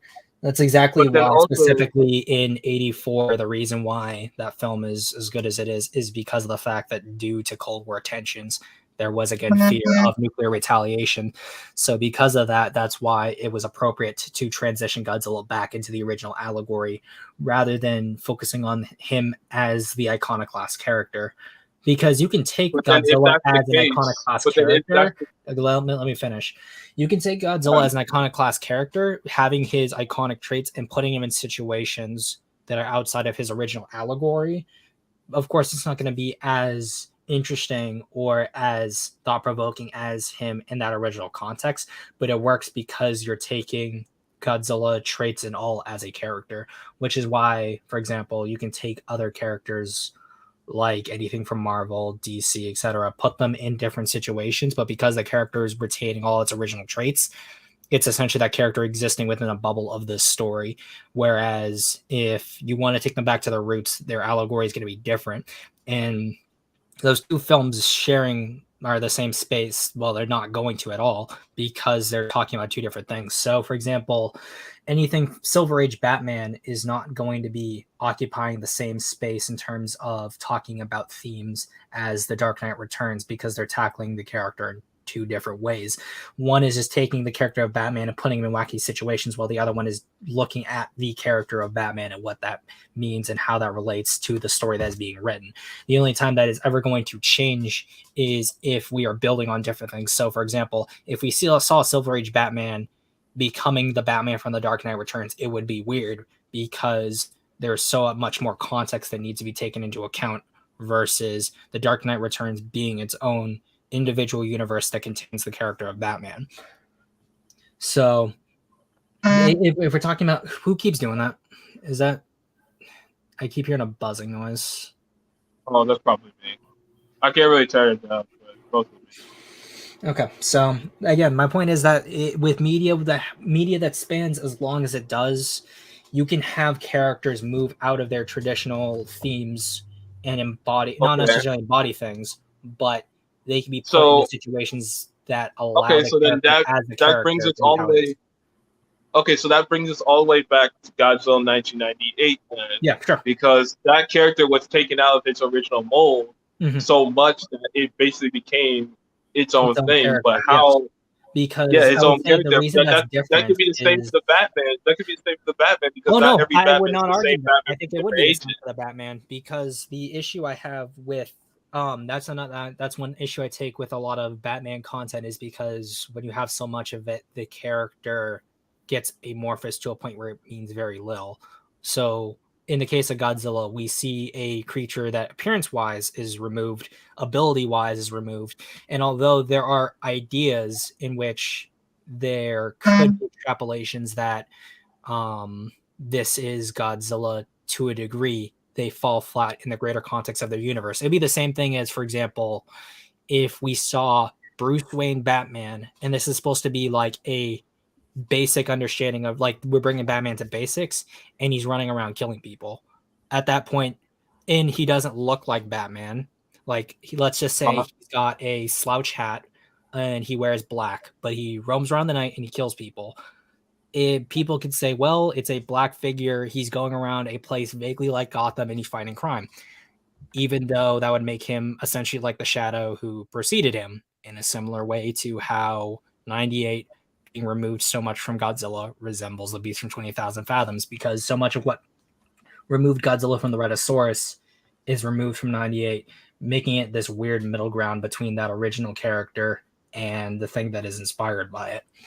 So if you, for example, if you take in 98, Godzilla looks a lot more anachronistic, because I do think that a key to Godzilla's design is being anachronistic, and you give him his traditional abilities and you remove things like his like direct reproduction, then the film does a lot better for itself, but there are still like issues I'd have to look at within the film. But then, but then if that's your point that the film do a lot better, then why is there some Godzilla films that didn't do better, even though they kept to the same core abilities? Like by better, you mean like made more it wasn't money? It wasn't Godzilla vs. King Ghidorah, no. I think it was Godzilla versus Mega Godzilla, and I think it was Godzilla versus Biollante that did bad. I think it was. Are you talking about like financially? I'm talking about like financially bad, because I'm saying that everybody always say that say that movie kept to its like roots. It does everything like Godzilla. Say that Godzilla stuck to its roots, everything. And why is that some of those films do bad and get bad publicity, even though it's stuck to the same mold Godzilla's been in since the decade? Like, why is that? There's actually a ton of factors that could go into that. But for example, if we're going to talk specifically about the financial meta of the argument, do you think that the Bayformers film? Wait. Do you think that the Bayformers films are good films? No, but I don't think they're bad. I don't think they're bad films because of design. I think they're bad films because of story.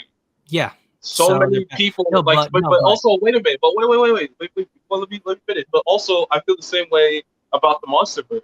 Each story is bad. So I don't. I think there's a lot of issues with the MonsterVerse. Wait, let me finish. But we praise the film based on Godzilla. So why is it that we can have a trash story, trash characters, garbage and old aesthetic, rules, whatever. Rules can be changed, added, disappeared or whatever, but we praise the film based on what Godzilla is. If that's the case, then Toho shouldn't care, or the monster, nobody should care about how much money we're ranking in. It should be just because of fans are gonna come just because of Godzilla. We can have a movie where Godzilla doesn't exist. Most fans don't care, and not to mention the fact that most fans don't care how much 98 made. Most people care about how Godzilla is portrayed in that film. As for me specifically, my opinion on the MonsterVerse is that I like how Godzilla is portrayed physically. I think that the story could be interesting. I'm not done. There's a lot of things that are done very poorly. I think 2014 had a very bad footing in a lot of ways, and King of the Monsters had a more interesting world, and and GVK had better fights. But overall, I think that if we see a universe where this Godzilla in appearance and character sticks around and gets better stories, and the universe continues to evolve in a satisfactory way, I'm fine with that. However, when it comes to 98, there were, outside of the story being bad and the characters being bad, we'd have to also change Godzilla as well. That is why people like the MonsterVerse more than they like 98, for example. And when it comes to my opinion, actually, I would say, actually, if you look at the fan base over time, there is a fan base that do appreciate 1954 and loves that film, even compares it, saying that it's better than a MonsterVerse film. But the problem that I have with the MonsterVerse is how it portrays Godzilla. Wait, let me finish. Did you mean no? I'm confused. Did you say 54 or did you mean 98? I'm talking about 1998 was better than 54. That's what I heard some people say, some fans say. I actually agree with it. I have my points on that, but let me finish my point on what I said about. No. The only reason why I stopped you is because you said 54 instead of 98, and I was confused because most people like 54 more than the MonsterVerse. So continue. So basically, my thing with the MonsterVerse is that I hate how Godzilla is portrayed because for the first movie, 2014, I love that movie, but as I go back to it, I realized that they were kind of scared to have Godzilla as a bad guy, to pin him out as a monster that is bad. And that's always been the thing that I kind of slowly started to hate more and more about the MonsterVerse, that he is more put into a hero light, that when you start bringing up the questions of, oh yeah, he's bad, oh, he killed a lot of people in this incident, oh yeah, he killed more people, but then we instantly sweep that under the rug lives don't matter, and to say he's a hero, he saved us from other monsters, then forget that hate that Godzilla, he's doing that, and that's why I slowly started to decrease with it. I could say that 1998 kind of surpassed in this MonsterVerse is that nobody looked at Godzilla as he's the hero or he needed to be saved. They looked at him as a monster that if they didn't kill him, he was going to brood, and the brood was going to grow in and basically take over the world. And that's how I kind of see Godzilla. If we don't kill Godzilla, Godzilla can mate. He could find another creature and mate with that creature, bring up more creatures that we can't kill, we can't destroy. It's going to be time to outrun us, and they're going to be a part of the dominant species, bringing it to that world. And I kind of wanted to see what the MonsterVerse would take from them. So your point is made a movie where Godzilla is a bad guy. Yeah, so you don't like a heroic Godzilla. That's the point. I'm saying that I like a heroic Godzilla that has a character on. if 1954 had a franchise in that tone where he fought, he basically was a bad guy. He had the sequel where he was a bad guy, and then the third movie, another monster popped up and he fought the monster. And then, people were seeing him in a more heroic light, and that he kept on saving it. That's why I kind of see him being a hero. But if you start him off as a hero, and then the crimes that he committed get swept under the rug like they don't matter, then what is that really saying for the allegory that he represents of all the bombings and people that died under him? Doesn't matter at the end of the day? I would say, well, in the universe that is being written up for the MonsterVerse, that allegory is going to be different and its themes are going to be different. But specifically when it comes to 2014, if we're going to be talking about him being viewed in a heroic light, this is just me playing devil's advocate because I'm already trying to write a 2014 rewrite. But are you a consequentialist or are you a deontologist in terms of your ethics? I'm about to say probably both, because I feel like consequences should be. You can't be both because they are essentially binary. Okay, so then I'm with a guy that believes that if you do something, consequences should follow after. No, that's not what consequential means. When someone is a consequentialist, it means the ends justify the means. So essentially, if you can morally justify that a horrific act will lead to a better outcome, it is a moral right. However, a deontologist believes there are right acts and that also believes there are immoral acts. So a deontologist believes there are things that are right and wrong. A consequentialist believes right and wrong is determined by how much of a boon or discomfort can be provided. So in that case, are you a deontologist or a consequentialist? Consequentialist. You're a consequentialist? Yeah. You're sure? Oh, wait, no. I think I was the second one. A deontologist. So you believe that there are good acts objectively and there are just bad acts objectively. Yeah, I mostly believe that there are bad acts and there are good acts, but like the they're bad like ones morally good. They're like there's no changing that. They are just outright bad actions. Yeah.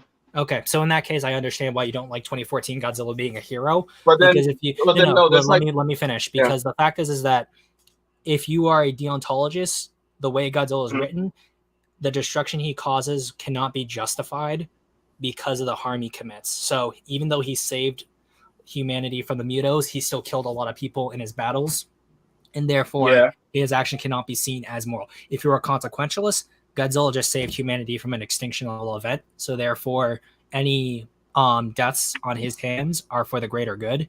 So if you are indeed someone who believes that there are immoral acts that are inherently immoral, then it makes sense that the writing would not be suitable for you as a deontologist in terms of your ethics. Because I think that overall ethics are important in terms of like how you view a film. Okay, I'm sorry that you're just listening to the conversation and not adding nothing to it. Yeah, Andreas, if you want to give like a comment, just let me know, okay?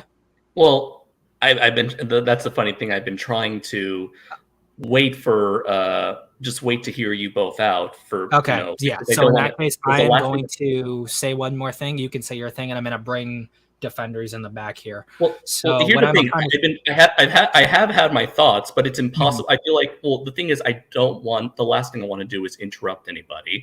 So I'd like to hear. Tell me to shut up. I interrupt people sometimes for my. Well, that's the thing. I'm sorry to interrupt you right there, but I just don't do that. Please do it. No, I can't. I don't want to. And so as I've been hearing both of you guys go back and forth, the subject keeps changing 10 times over. And like when I have a thought that I want to interject, the subject immediately changes. So, we go from GMK. So you know what? Wait, hold on. We go from GMK, then we go to Godzilla 98, then we talk about why Godzilla's financially bad. Or not financially bad, I mean like financially underperforming. Then we switch over to Batman. Then we switch over to MonsterVerse. Then it's like we keep jumping from topic to topic. It's like I thought this was a discussion about GMK, guys. This is the nature of rabbit hole debates like this. But Andre, if you have a point right off the top of your head, you have the floor. And once you finish, I will bring Defender on because he's in the back. All right. But at this point, I've completely forgotten what we're even talking about, so I don't even have. We were basically talking about like how the MonsterVerse kind of like sweeps Godzilla's consequences under the rug. Like, see how like King of the Monsters, like Godzilla versus King Kong, how they made Mechagodzilla, but then nobody thought that how Mechagodzilla would be more of a damage to basically basically him flying, shooting missiles, running through cities, and killing more people than he is saving. But it's also like how that is easily swept under the rug. Like nobody talks about this, or nobody like has like a conscience or a mourning of all the lives we just lost. Even in like Godzilla King of Monsters, where Godzilla really became like a nuclear bomb and eradicated that whole city. There's no humans, no people left. Everybody's literally burnt or dead in that whole thing. And it's simple explanation. But it's like everybody kind of just swept under the rug and said, well, he saved us. He put the monsters to sleep. Simple. I got the simple answer. Because the script said so. Yeah. Well, of course the script said so, but it's like, that's like the dumbest thing to ever put in a film. Why would we sweep that under the rug? That could have been a cool point where it's like, that could be a cool point where you can have a whole movie. The writers don't care. The writers don't care about touching any of that. And if the movie makes money, that's a sign that the audience doesn't care about that. And that's why I always have a problem with these films. Like, they always talk down to kaiju fans, but it's like we still go to it. We still want to see it. And it's like, why? The script is garbage. Here's the thing. These movies do not care to touch on such subjects. In my opinion, these movies are there for just pure popcorn entertainment. The whole shut your brain off. Don't think about these. Don't think about anything for just 1 single second. If you do, the entire script falls apart. But this is clearly aimed at an audience who just enjoys mindless action and nothing more. And if the movie makes money, then that's what the studio will continue to pump out. Hollywood has tons and tons and tons of mindless action movies that they continually pump out year after year after year. And the MonsterVerse movies are simply there to. It didn't start off that way. I feel like there was at least some attempt at some ambition with at least 2014, but for the most part, the MonsterVerse is just the latest in the latest in a long trend of just mindless action movies. I'm just saying that this is a style of movie that the studio is making because that's currently the style of movie that's making money right now, and money is the biggest motivator for why they make the movies that they're currently making. All right, but so this is my point to that can kind of bring that point down. We can have mindless entertainment, but we could also have a script that actually cares about the audience brain cells. Of course. Godzilla did it. That takes effort. All these films have done it. They're always. Go ahead.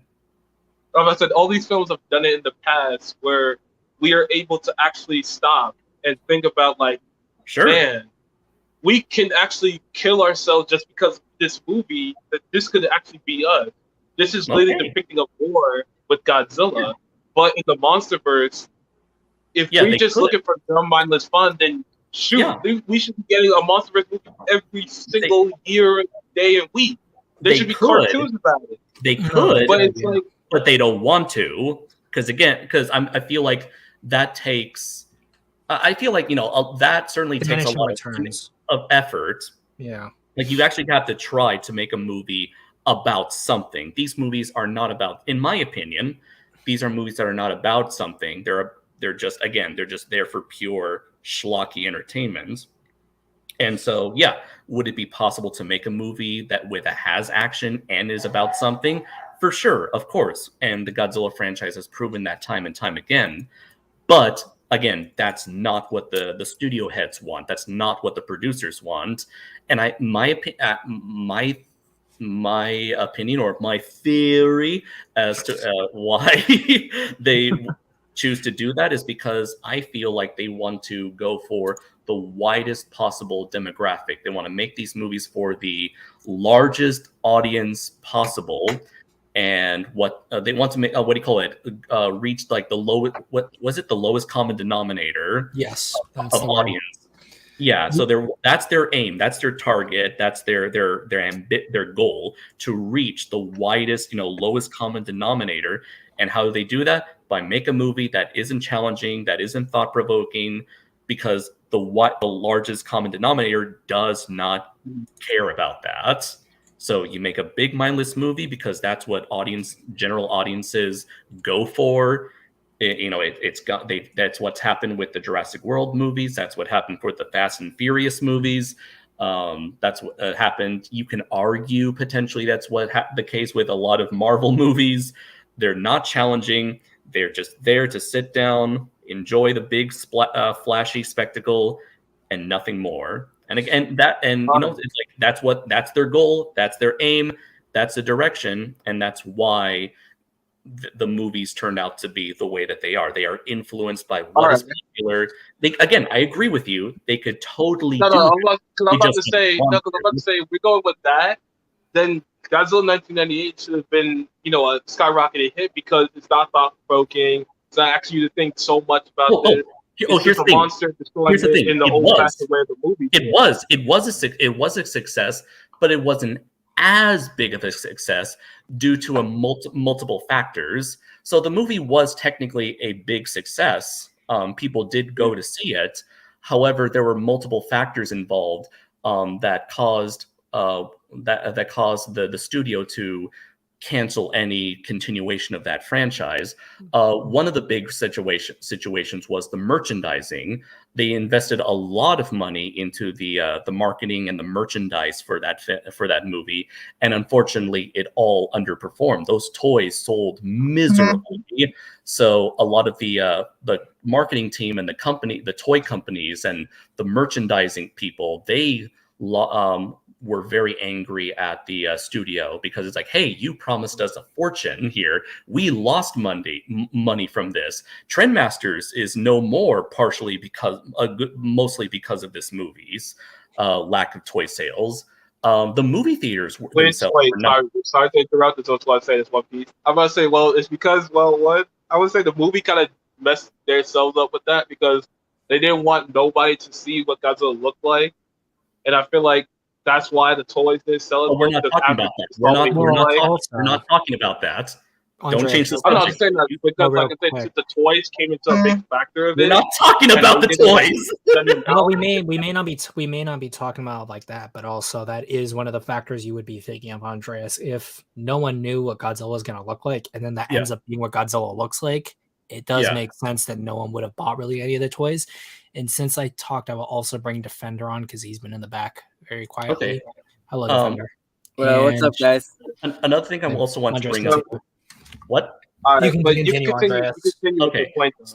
So another thing were like the movie theaters. So what was it? I believe that the studio made an agreement. So like normally whenever a studio makes an agreement with the how we call it their distributors who exhibit these movies, it's always like I forgot what it was, but it's always like the theater company chains get a certain cut of the profits, and when it comes to basically they get some of the money that how much percent the movie make, they get half of that money that comes right. So with Toho, like Toho gets like the profits.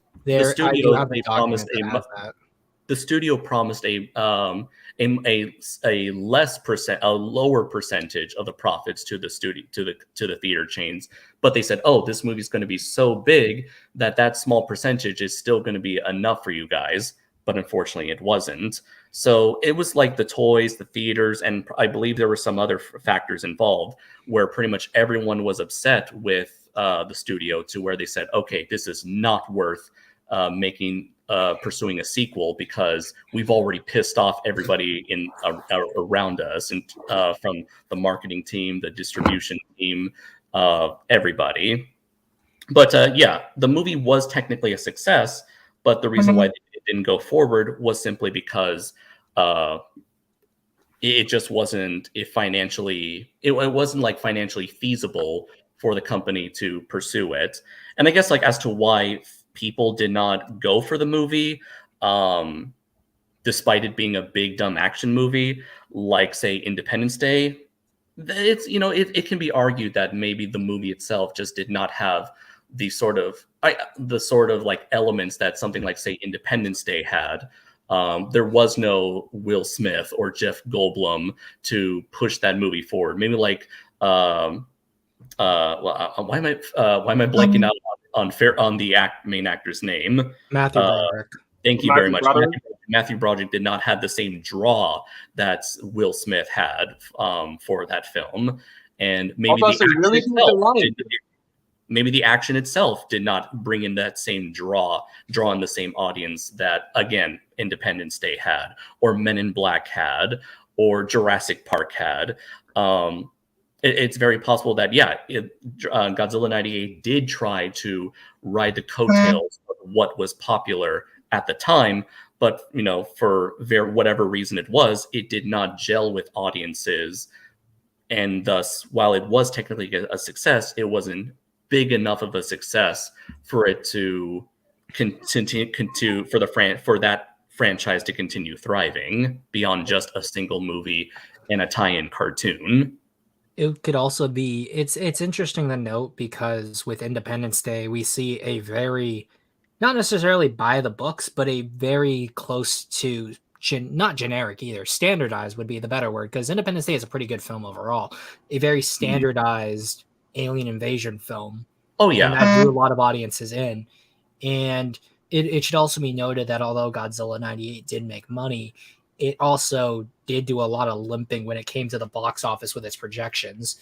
And I think that after a while, people just did not people knew what the film was about, and it was not a standard monster destruction film like probably a lot of people were expecting. And true, that definitely would have added to the effect of people just not wanting to go see the film, especially when it came to Godzilla himself. Because I would say, like, the Independence Day aliens, if you liked War of the Worlds and you wanted something like War of the Worlds, then you could go see Independence Day and get that fix. But if you wanted something like Godzilla 54, it's not there. In if you wanted something like Godzilla versus Megalon or Ghidorah the Three-Headed Monster, that's also not there. I think that's why a lot of people will also say the 94 script would have done better, because it would have had modern effects, but it also would have been pulling on that Godzilla versus another monster itch that people would have wanted from the character. And that's definitely but why. Then this brings back my point, because I remember a friend telling me he hated Godzilla 1998. I was like, okay, so this is my question. Like, say we got the Godzilla design that that's been rumored to be in that movie, we would have gotten Godzilla 1998 today. Because you look at the concept art, there is a lizard, there is a Godzilla design that looks just like Godzilla 1998 but updated. So think about if we got the crocodile looking Godzilla here. You're talking about the 2014 concept art design. The 2014. Just imagine if I know what you're talking about. That would have been really bad. If they had done that, would you rather have Godzilla 1998 at 1998 or Godzilla 1998 here, leading the monster base? That's another issue. I wouldn't mind either way. I just care if it's a good movie or not. I think hypothetically, though, I'm sorry, I keep knocking you off, Andreas. No, go ahead. I think that when we think about these hypotheticals, there's a lot of other things to keep in mind. So if we got the 94 Godzilla design and we got that film, who's to say we would have gotten the MonsterVerse in its current form? Because let's give it the benefit of the doubt that the film does well. Like 94 Godzilla, John DeBont, that film happens and it does well. Do we even see a MonsterVerse? I would say that Toho will kind of ride on that success because they have been doing that before. Like think of Godzilla 2000 did after Godzilla 1998 failed. And fans were begging Toho to make another Godzilla film. Would you still say that because that now they're doing because it's such a success, they don't want to see Godzilla? Because even today, there's comments saying that I want to see Toho bring back Godzilla. I want to see Toho do another Godzilla film. And also, Kaiju North's part, but they're saying that they're trying to, in MonsterVerse, try to bring in a bigger enough fan base that's wider. They failed because the water audiences is now complaining that the stories are still bad. They don't that's care for the usually monsters that kaiju come fans from that are characters. complaining. Most of the general I thought audience, it's, they it's love not it. really it's very the general important. audience, but you need a general audience to keep the funding, because the general audience stopped coming and it was just the fans supporting the movie. Is a fan going to spend every single important. It's very important to understand. Like that on it? It's very important to understand that the fandom is incredibly niche. At least, it's very, very our Godzilla fandom, kaiju fandom, whatever. It's incredibly niche, and us alone cannot sustain an entire big multi-million-dollar mega blockbuster franchise. Honestly, we do not matter. The mainstream audience. That's my point, because if we're trying to spread and make a movie that's supposed to bring in all these random audience, we can't just say make a dumb script, put it on the screen, people's gonna come, and if they don't come, well, at least we got the monster fans that's gonna come and see it just for the fights alone. But that's not enough. I mean, look at Godzilla King of the Monsters. That movie underperformed because it was kind of like a thing where it's almost nobody went to see that movie except for the hardcore fans who went just to see the big monsters go smashy. And I think the other issue is that we're also conflating a lot of different opinions that aren't shared all by these same people, because I think overall, in my opinion, I don't think the MonsterVerse is the right way for Godzilla. I think Godzilla should, if it's going to be in America, it should stick to lower budgets and work with tighter scripts, in my opinion. Like, I think that and this also has to do with the fact I don't agree with everything Toho does. So I think if Toho kind of loosened up how much they're willing to let people buy Godzilla 4 to use them, I think that we could see better material that is well made, but it is centered around monster fans, but well made enough that a general audience will be like, wow, this is high grade, and we're going to go see it. Like, I think that if we got, like, example, a Robert Eggers directed Godzilla film with the kind of detail that he puts into his films, but it's maybe doesn't have big budget funding to it, but like it looks good for what it is, I think we would probably see a lot more people interested in something like that than the MonsterVerse, which is essentially just the MCU with a monster flavoring to it, which I don't like necessarily. And I think that a lot of people in general just don't really care overall. I think that the general consumer will consume, in my opinion, when it comes to general audiences, but monster fans will always be more critical of scripts. No, I feel like this. I feel like the monster fans, for the ones that I met, have mostly don't care, because even when I bring it up in conversations that the scripts are bad, they're like, who cares? I'm not coming to see the humans. I'm coming to see Godzilla and the fights. The fights are bad. The movie's I've garbage. seen people like that. But general audience, on the fans you're with, because I know fans who are very much like, oh, I will go to see it, but I want a good script. So I think it also depends on the company. All of it, but I would just say a good handful have always said that I don't care. I'm coming to see Godzilla fight, and that's all I care for. And I'm like, I would also that's just the frosting. That's like you eating a cake. You're just eating the cake just to get to the frosting. You don't care about anything else. You don't care if it tastes good. You just say the frosting's on it. I'm gonna eat it.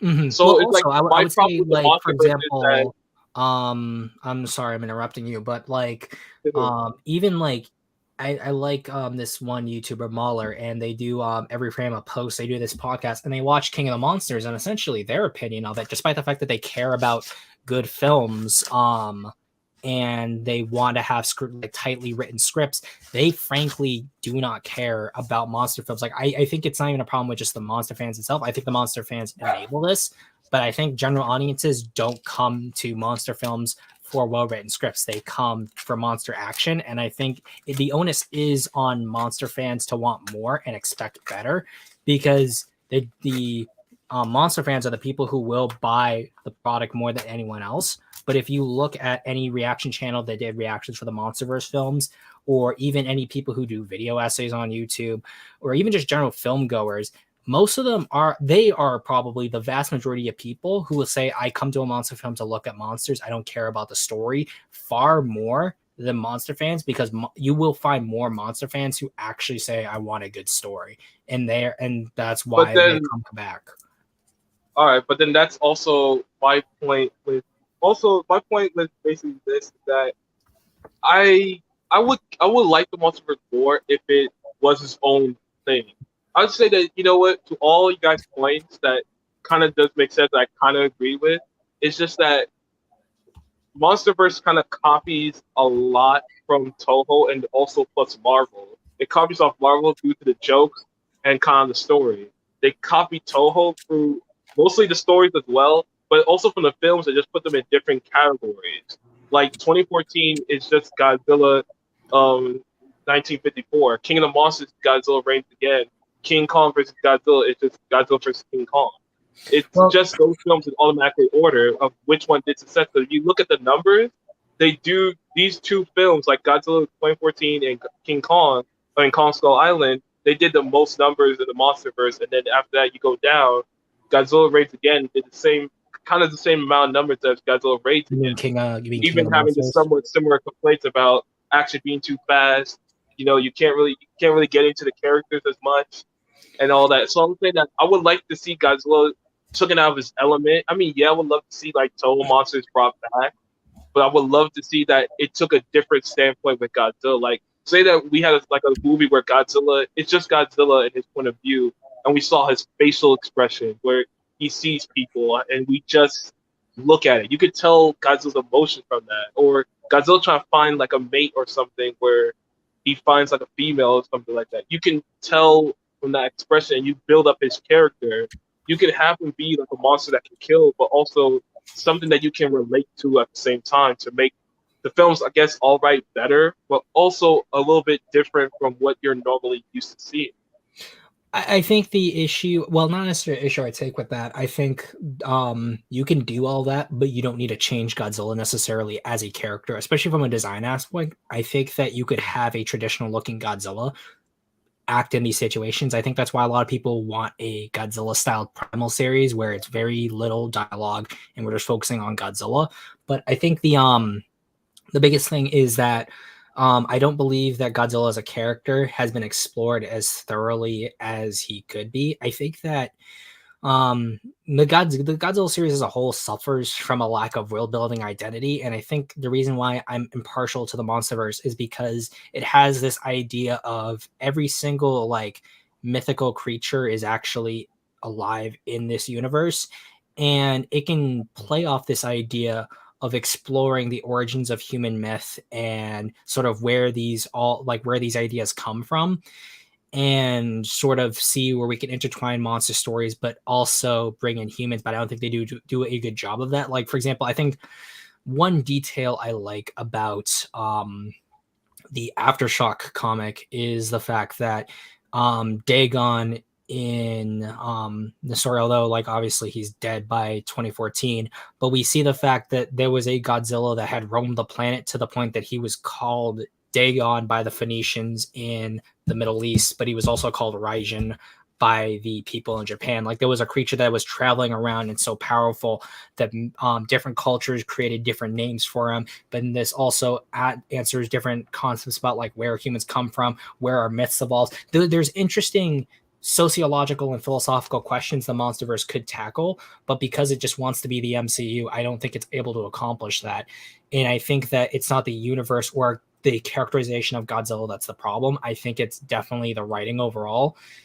Unlike, for example, where I think 98, where how the world was designed and how the character was taken, it leaves you in a spot that cannot be brought back from as easily, which is why in Godzilla the series we see a more traditional Godzilla able to go on all these adventures, because we don't have to worry about a fragile animal. We get to see a version of Godzilla. To be honest, I wouldn't call him not fragile, because in the first episode where he does get hit with military No, arms, I'm talking about 98 being fragile, not the GTS Godzilla. I'm talking about like the cartoon. I'm talking about the cartoon. Like, well, no, I'm saying that the cartoon is an improvement on 98 as a character. I know, but I'm saying that also he does get injured from missiles, because you watch the first episode and you look at his neck, you see blood. He's bleeding. Yes.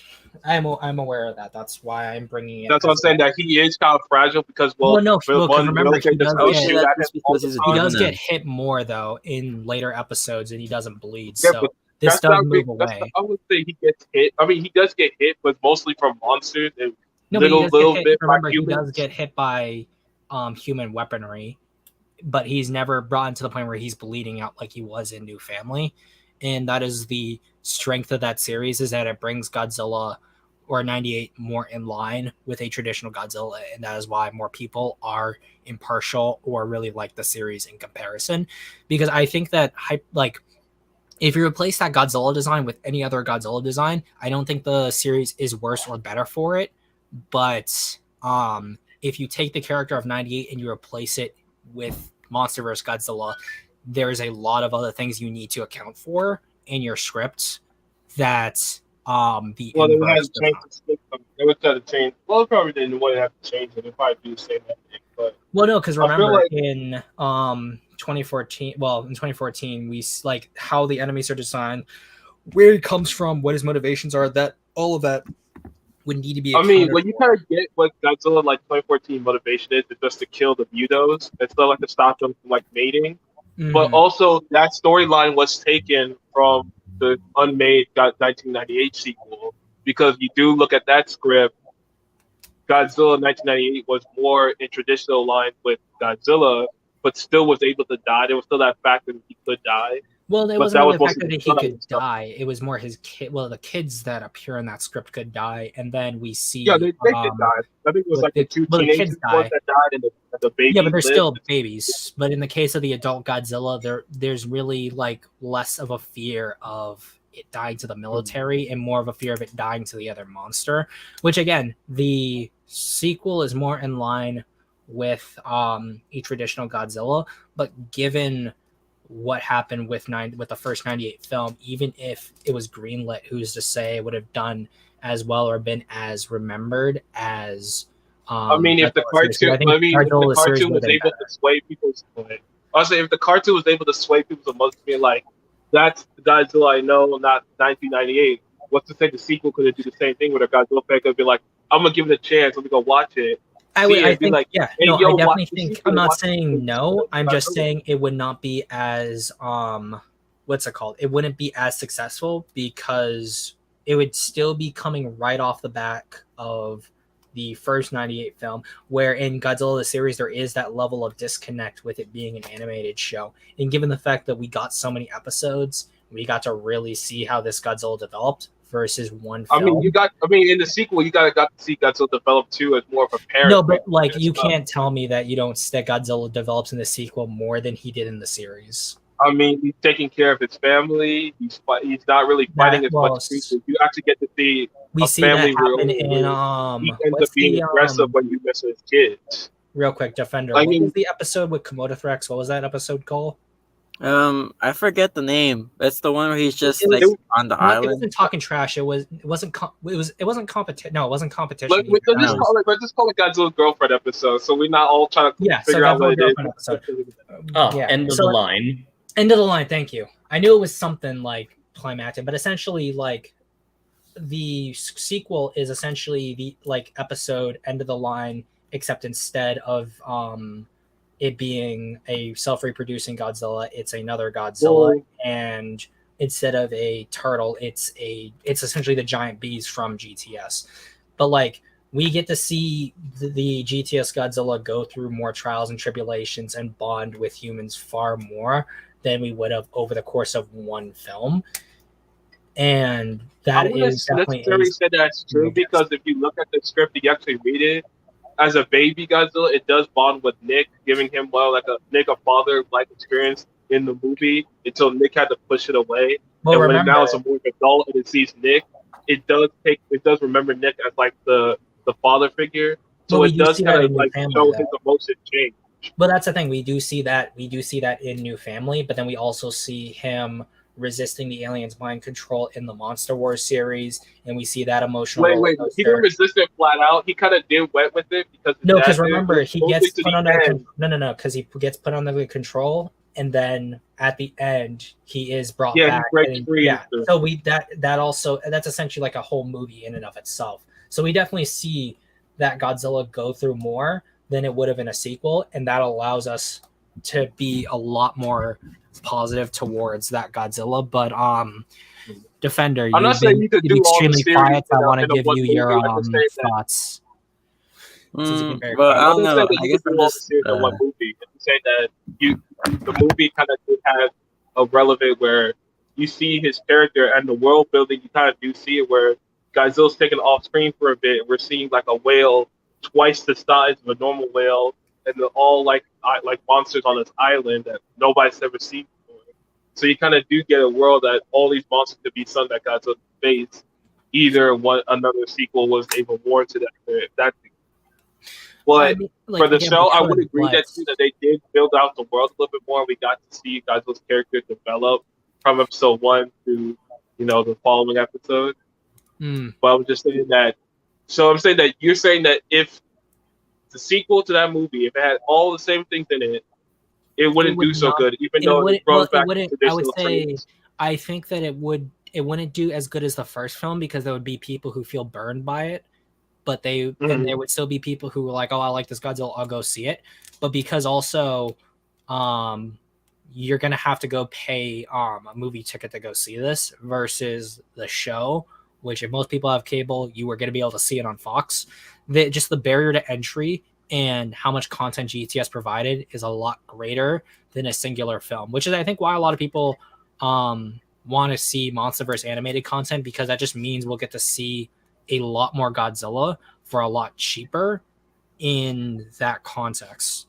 And because a show just allows you to explore more things, it's a good opportunity always for world building and storytelling in a way films aren't always able to.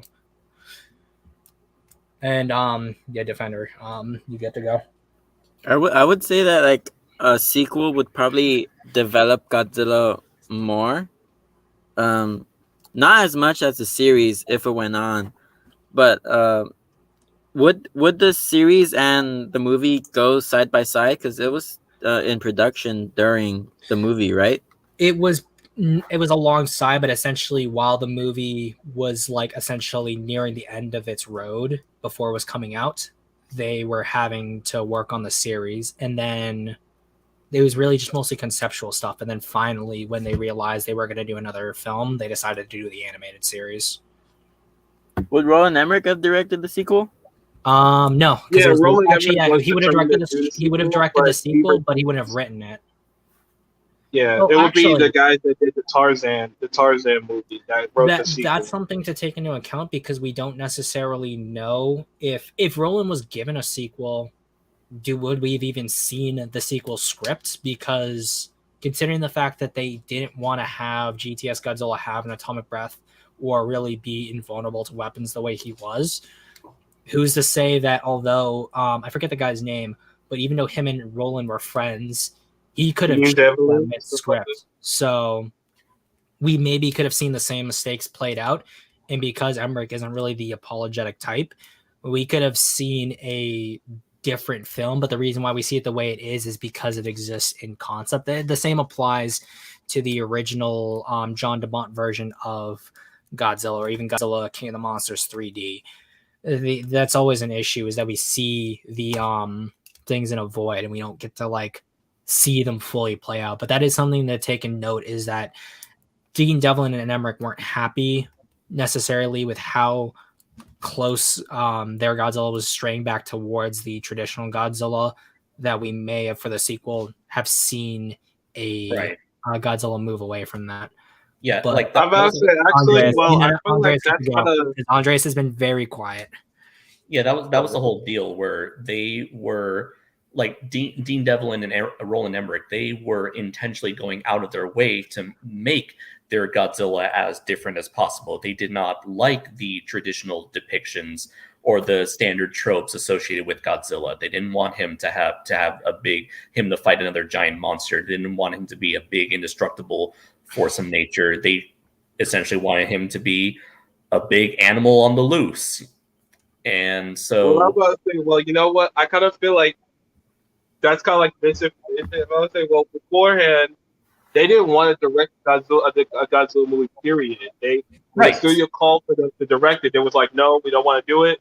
We don't want to touch it. Don't do it. But they kept on pushing it. But also, they did it for the Toho money. could have had like a director of theirs come down to America and do the movie if they didn't want to. Or Well, we anything, don't throw more money necessarily. that I was asking for it. Well, from the we don't even know if that would have been on the table for them. I mean, the leaked document about their agreement does not say that like, oh, a Toho professional or a Japanese director will be allowed to come to the US to direct if party A is not satisfied with the director's chosen. It's very clear from the history documented that Sony was in charge of who to pick.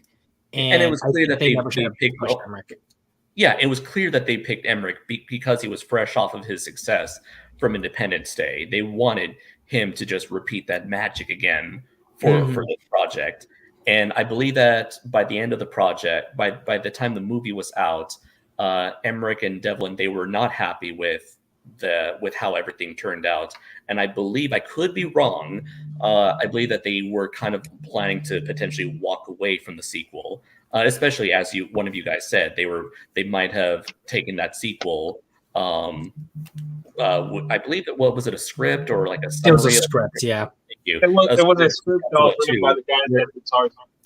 Yeah, that it potentially would have veered closer to a quote-unquote traditional Godzilla movie, and it was possible that Emmerich and Devlin may have just walked out on the sequel altogether, which was another factor that potentially motivated the studio to just shut down the entire project altogether, on top of everything I mentioned prior. Not to mention, this also can go to the fact that if Emmerich and Devlin had walked, the issue is that if that had gone public and then we got the film that we got and the information about John DeBont being thrown away and the original idea coming to light quicker, that could have been very bad optics for Sony and Zimcast, especially because considering we know that Emmerich spent more than what DeBont said he could do the film at its lowest. There was so like the Emmerich would have caused so many optical hits for the studio that really just kind of abandoning things and leaving it to Keith Aiken and the others who would work on the series was just a better alternative than even trying to pursue another film. Well, I wouldn't say that, because I mean, like, if you would go with that, like, negative press, I mean, the Venom movies that Sony produced, those, like, two of those movies met with fan criticism all over across the board, saying that it was dumb, it's not a true character, but they still made a Venom Let There Be Carnage, and they're planning on making another Venom movie with potentially Spider-Man, because people went to see it. People did go to see it. General audiences liked it. Yeah, and there was there was definitely a better cut for the studios as well versus 98. I don't even think that whatever cut could have been established, even though 98 was a quote unquote success, I don't believe they would have that there was any cut possible that would have left Toho, Centropolis, Sony, and then the studios and the merchandisers all happy. Like, even though we say it's a success, clearly there were other things keeping that in the way.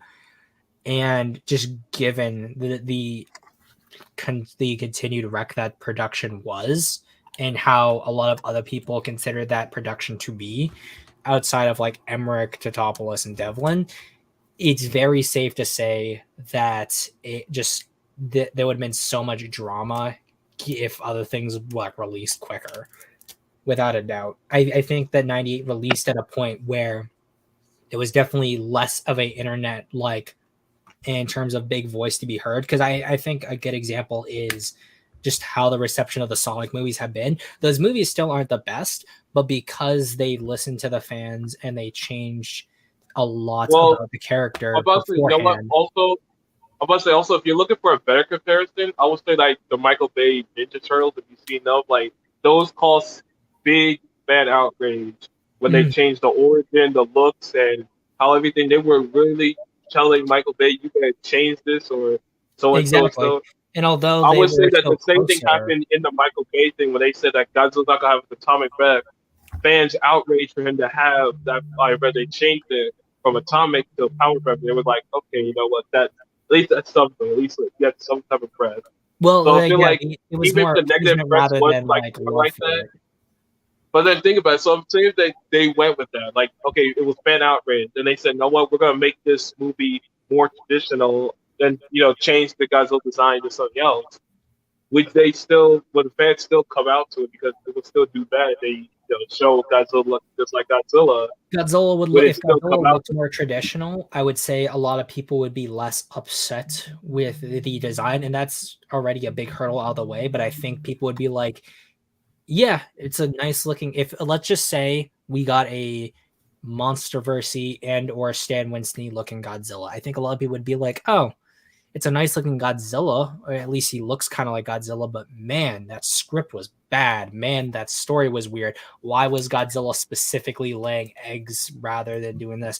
What is up with Audrey well, and Nick?" because it kind of answers some of the questions that people had from, like, well, not really questions, but I had as a kid when I saw Godzilla a baby. I was like, where does baby come from? Like, who's the mother? Did Godzilla have another species around? Like So I I feel like don't think that that's was why ever the movie needed kind of answers though. some of those questions. I think it'd be better just not to have the babies in general. I think that the film would have been stronger if it didn't need the subplot, because the subplot itself is just based on a contrivance overall. And I think that you ignore that and you focus more on Godzilla in the traditional sense of being a singularly destructive force, and a radioactive force on top of that would have provided a more Independence Day like film environment that probably would have drawn in more people than what we ended But up then getting. it'll be kind of more of an outrage because then you're just copying 1954 all over again. Well, no, Which is because just like we just copied if the there's same one story. thing people would love, it is a updated 54 with like modern day special Yeah, effects. but then you At the can't. time, But then that's the thing. You can't really do 1954. That's why 2014. Even when you look on the scene, they But well, I said they don't mean, need we to do can't really copy the Shin 1954. fact that Godzilla is basically 54 updated, right? It's not necessarily, it's but there's a lot of More things that or are less. changed. But yeah, 50, like if they did something like Shin or if they did something like 84,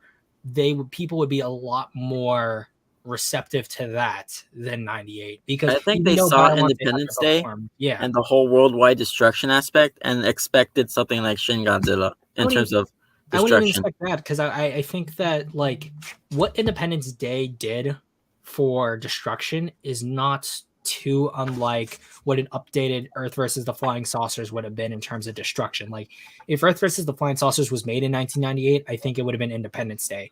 If you look at Independence Day, it's very by the book when it comes to alien invasion films, and it carries that destruction and it carries that spirit with it. And then it also has very good like out there actors like Smith. And I think a lot of people were, and someone, of course, my drunk neighbors are back, but if we had seen a Godzilla that was on the level of Independence Day in the sense that we got to see a traditional Godzilla romping through a city, being his destructive self with updated effects, a lot of people would have been like, "Oh yeah, that's nice. We like that. It's awesome." And it also comes into the point that we see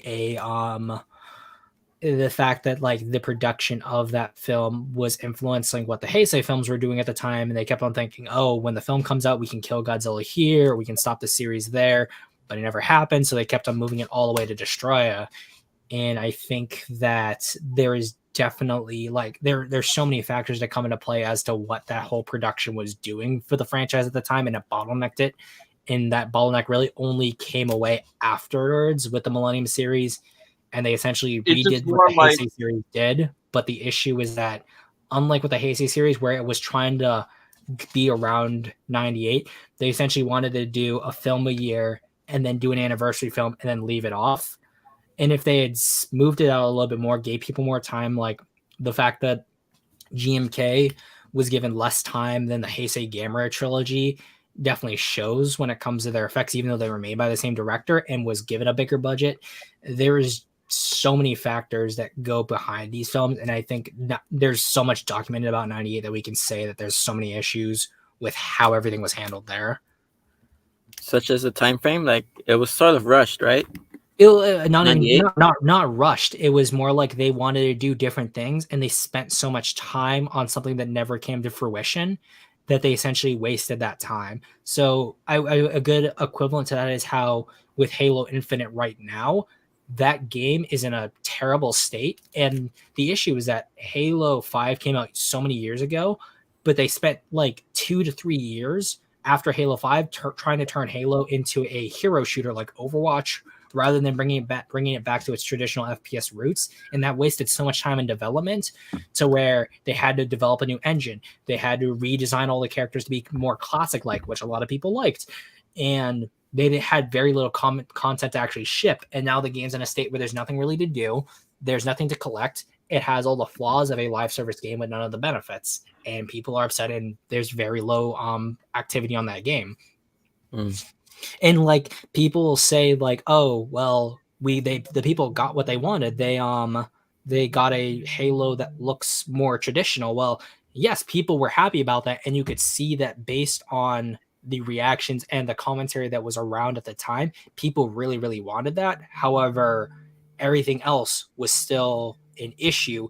And just because you have one aspect that fans like does not necessarily mean that the thing as a whole is something the fans will like. And I think that's why anytime I get asked if 98 had a traditional Godzilla, would people be as upset? And I think the answer is definitely no. I think they won't be as upset because at least that's one hurdle overcome, but everything else would still be an issue. Like, and that's why I always compare 98 to Dragon Ball Evolution, because ultimately it's dealing with these same issues, but on a bigger scale, because like no one really was expecting much from Dragon Ball Evolution, because inherently anime adaptations always tend to be bad. But Andreas, anything you want to add to that? Sorry, about what exactly? Just like how how much do you know about Dragon Ball Evolution overall? Let's see. Or like any anime adaptation that's just not good, and comparing it to 98 and how that production went.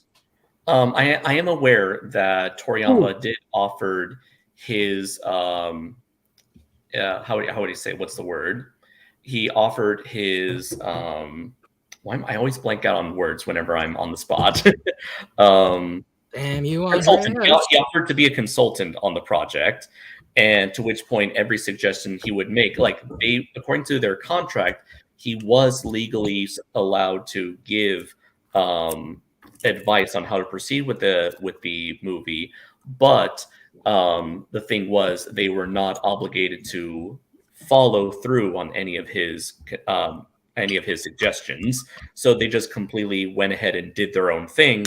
And I know that, the writer of the movies a couple years back pretty much said that this was just a paycheck for him and nothing else. And it was clearly just another example of, we're just chasing trends. We don't want to make a Dragon Ball movie because obviously that stuff that'd be too weird for American audiences. So we're just chasing trends, copying stuff like Spider-Man, dweeby little geek in a high school setting, trying to get laid, and anything that's clearly not Dragon Ball. And I knew that always, like Toriyama was always salty because of that, and that's kind of like what sort of motivated him to get back into making Dragon Ball in 2012 with Battle of Gods. Yeah, and like that, I would say that's a similar way as to why we got 2000. And I think that despite the fact that I love 2000, it is my favorite Godzilla film, I think that if we see a American adaptation that could have been better and probably would have put Toho in a state where they did not have to rush things out, and that means 2000 does not exist, I would take that over what happened. Because as much as I like 2000, they kept deciding to make films a year, and that ended up being super drawn out. And then we got Final Wars, which, despite the fact that I love that film, there are so many issues with it, and it caused Godzilla to go into hibernation until we got 2014, which was better received, and that's why we got Shin Godzilla. And I think that it would have been more, we would have probably seen a more 2014 Shin Godzilla scenario if we had gotten the John DeBont Godzilla and then a Toho Godzilla in response. Yeah, I will say that. What was that, Defender? How much time would we have gotten the 2014 Shin movie after the John DeMont film? Okay, That's a thing so we don't even know because here's the thing. We know for a fact that Toho was planning to retire Godzilla for at least 10 years after Godzilla vs. Destroya. So it's fair to assume that they would have waited 10 years after, because originally the Jan Bond film was supposed to come out, I believe, in 1998. And they 1994 actually. Sorry, I'm an idiot. That's remember what I they were meant to say. gonna have. I meant to say that. Yeah, because they were gonna have Godzilla get killed off by Mecha Godzilla. Right. I was just about to bring that up. Yeah, go. Yeah, I was just about to bring. No problem. Yeah. Originally, the Jan de Bond movie was meant to come out in 1994, and that's why the original version of Mechagodzilla 2 was supposed to end with Godzilla dying. So it's fair to assume that had the Heisei series finished in 1993, they would have had a 10-year break from that point on. So potential, and I guess for most of these franchises, in America they tend to have like roughly a 10-year a period of 10 years, at least, up to that point. So it's fair to say that had the 94 film had been a success, or had the 98 film been a success, then we wouldn't have gotten a Godzilla movie until 2003, if we're going by 2004, going by the 1993 endpoint, or from 2008, going from the 1998 endpoint. Oh no, sorry. 2005, because they ended with Destroya in 1995. So yeah, it would have been possible that they would have brought back Godzilla for his 50th anniversary, akin to how they made Godzilla 84 for the 30th anniversary. So it's very possible that, sure, had 98 been a success, we wouldn't have gotten the Millennium series at all. And the only reason the Millennium series existed to begin with, I believe, was damage control, because I know that Toho was very supportive publicly of the 98 project right up until the release of the 98 film, at which point they're like, oh dear God, this isn't going how we planned. This is not an Independence Day level success. We need to show Hollywood how it's done, because of that sort of like Japanese sense of pride. So it's like, oh, we're going to show them how Japan does it. And also, real quick, to piggyback off on it, it's definitely where the executives were very supportive. But if we see what Satsuma and the like were saying about, the people who actually create the series, they weren't as supportive. So definitely, that's something to keep in mind too. But keep going, Andreas. Sure. Also, wait. Before that, I want to say this: that Toho has actually been not supportive of their own, like the creators of Godzilla, their own, like his own ideas, because we wouldn't have gotten none of the films we have now. Like Godzilla probably stayed in a darker tone than what the 90s and 80s gave us. Well, no, because remember, Tanaka. It's hard to say that. Yeah. I was gonna say it's hard to say that because they made a Godzilla film called like Godzilla vs. Werewolf, and Toho was like, we ain't releasing that, so that had nothing to do with Toho. That was a fan film, right? Yeah, that was a fan film. That had nothing. That was a fan film. That was wasn't really a fan film, because like it was actually made. Because if you look behind the scenes of who really like created that, it was actually a director from a Toho. These were people who had worked on it, but they weren't like, this wasn't an official project that was getting. Yeah, they just did it in their spare time. Exactly. Yeah, that's why you get to see it. They were off the clock. Yeah. I must say, because the director of the first Godzilla film actually did come out and release statements that he wanted to make more Godzilla film and like his like vision of it, but Toho was actually saying, "Nah, we don't want to do that. We want to Honda. Well, the thing was that Honda liked the tone of 54, but because the younger audiences were a big draw for Godzilla, that was why they wanted things like, that's why AJ Tsuburaya was fine with the Godzilla dance, but Honda wasn't. And that's why the series took a more child-friendly direction, because the executives saw that that's where the money was. And that was the stuff that Roland didn't like, right? Exactly, yeah. And the issue is that once we get into the Heisei series, they realize, oh, we needed to bring Godzilla back to its roots. And that's why you get to see 84, and a lot of people liked 84. And then we get to see a weird drop off with Biollante. And I don't know all the specifics of Biollante. That is something I still am researching to this day. But I think this developed a fear with Toho where their thought process was new monsters don't sell. We need to bring Godzilla closer to like his original cast of monsters, and that's why the next film that came after it was King Ghidorah. Well, no, it was more of the lines of monsters that sell well with like fans and stuff. Well, that's what I'm saying. Yeah, so like much of King Ghidorah, Mothra, Rodan in some movies instead of Anguirus and all the other monsters. Well, exactly, yeah, but those were still like classic characters, unlike Biollante, which was a completely new creation. And although we get to see new creations with Batra, Space Godzilla, and Destroya, which have become fan favorites, those would definitely be more gambles. And we know this for a fact with how Godzilla vs. Mothra was originally going to be a Mothra film. The fact that Space Godzilla is a thing, as much as I love Space Godzilla, the fact is that they wanted to have a Godzilla vs. Godzilla for a while. And after Mechagodzilla 2 and Space Godzilla, they realized they couldn't do Godzilla vs. Ghost Godzilla because it would have been another Godzilla fighting another Godzilla-like monster, and that's why we ended up with Destroya. And although these were better moves, actually, there's been a monster that kind of did float around Toho's line of vision, but they kind of shelved. They kind of put them on the shelf. I forgot what that monster was, but if anything, it could change forms and stuff like that. It had an elephant form, a bat form, and stuff like that, and another like a final form that became like a Godzilla S. No, it doesn't. Bacon doesn't look like Godzilla necessarily, but yeah, I would say mostly like the build, but not the face. Not even the build, because by that it would be like Destroya has a Godzilla build, but that's more like the man in the suit kind of thing. But the issue was that Bacon would have been coming out after Biollante, and because they wanted to stick to more marketable monsters, that's why Bacon kept on getting shelved. And the only reason why Bacon ever showed up was because it was in a video game. But yeah, Defender, did you have something you want to say on that? On what specifically? No, just anything in general. No, I would say I agree. That's why we didn't see Varen and Anguirus in GMK. Exactly. They always want to put more marketable monsters. Never. That's why Varen didn't end up being the final monster for the Heisei series either. Yeah. But yeah, Andres, anything else you want to bring up, or are you good? Let's see. I was trying to think back to a point I was making about the whole, potential what if timeline.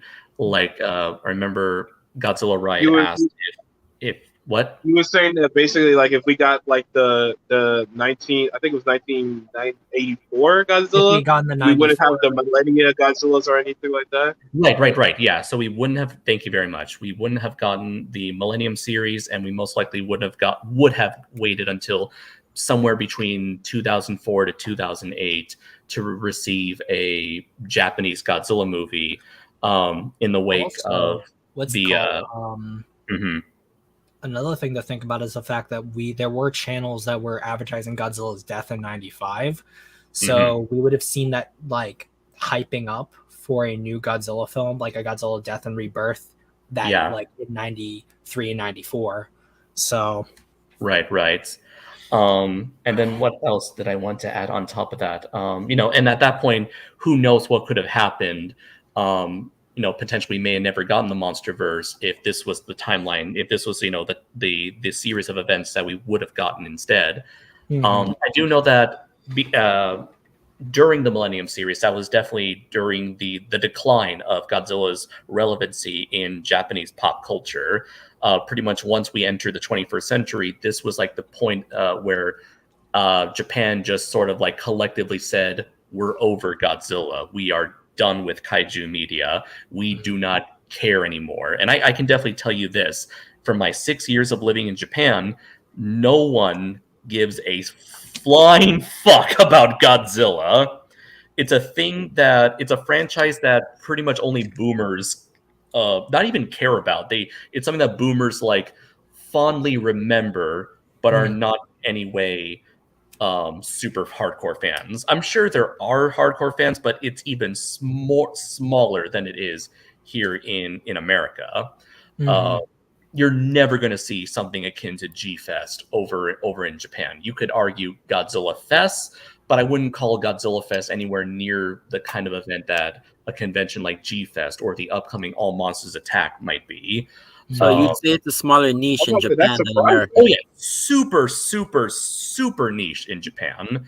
But yeah, Godzilla's ultimate peak in relevancy was definitely during the height of the Heisei era. That's when Godzilla was fucking everywhere. But then once we get to the Millennium series, it was just diminishing return after diminishing return until that's when we ended up with Final Wars, which was the ultimate bomb. So it's very possible that during this had the Millennium series never been made and Hollywood completely took over from 98 or 94 onwards, then maybe Japan might have gotten a nice breather from Godzilla to eventually start caring about him again. As to why they stopped caring about Godzilla in the first place, it could be potentially out of fatigue. Trends, a lot of trends. Kind of like, Westerns used to be the biggest thing ever in American cinema before people got over Westerns. People were into noir detective crime thrillers until they eventually got over that. A lot of people are starting to feel that fatigue from superhero movies. So eventually they might go the way of the dinosaurs and the Westerns. It's very possible that this was just the point where Japan was like, we're done with kaiju movies.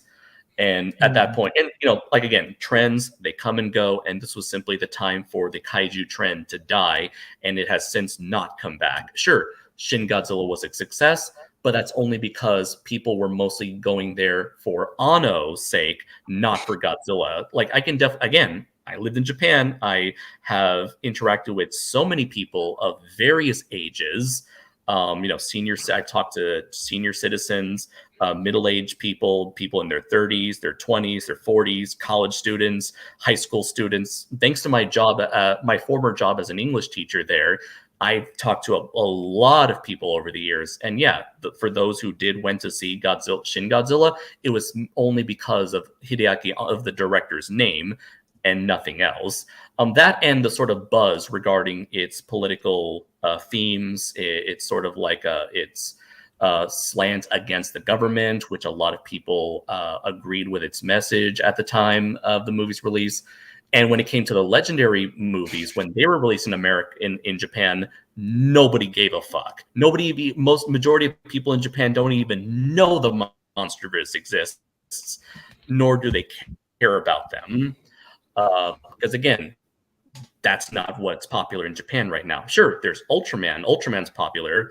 But then again, it's like that's more like a superhero thing that they enjoy Ultraman for the superhero aspect, not so much the monster aspect, I'd argue. Yeah, that's kind of why we don't see any Ultra Q stuff. We don't see an Ultra Q kind of series intermittent between Ultraman series. Right. And even with Ultraman too, we saw points where Ultraman just kind of died down too.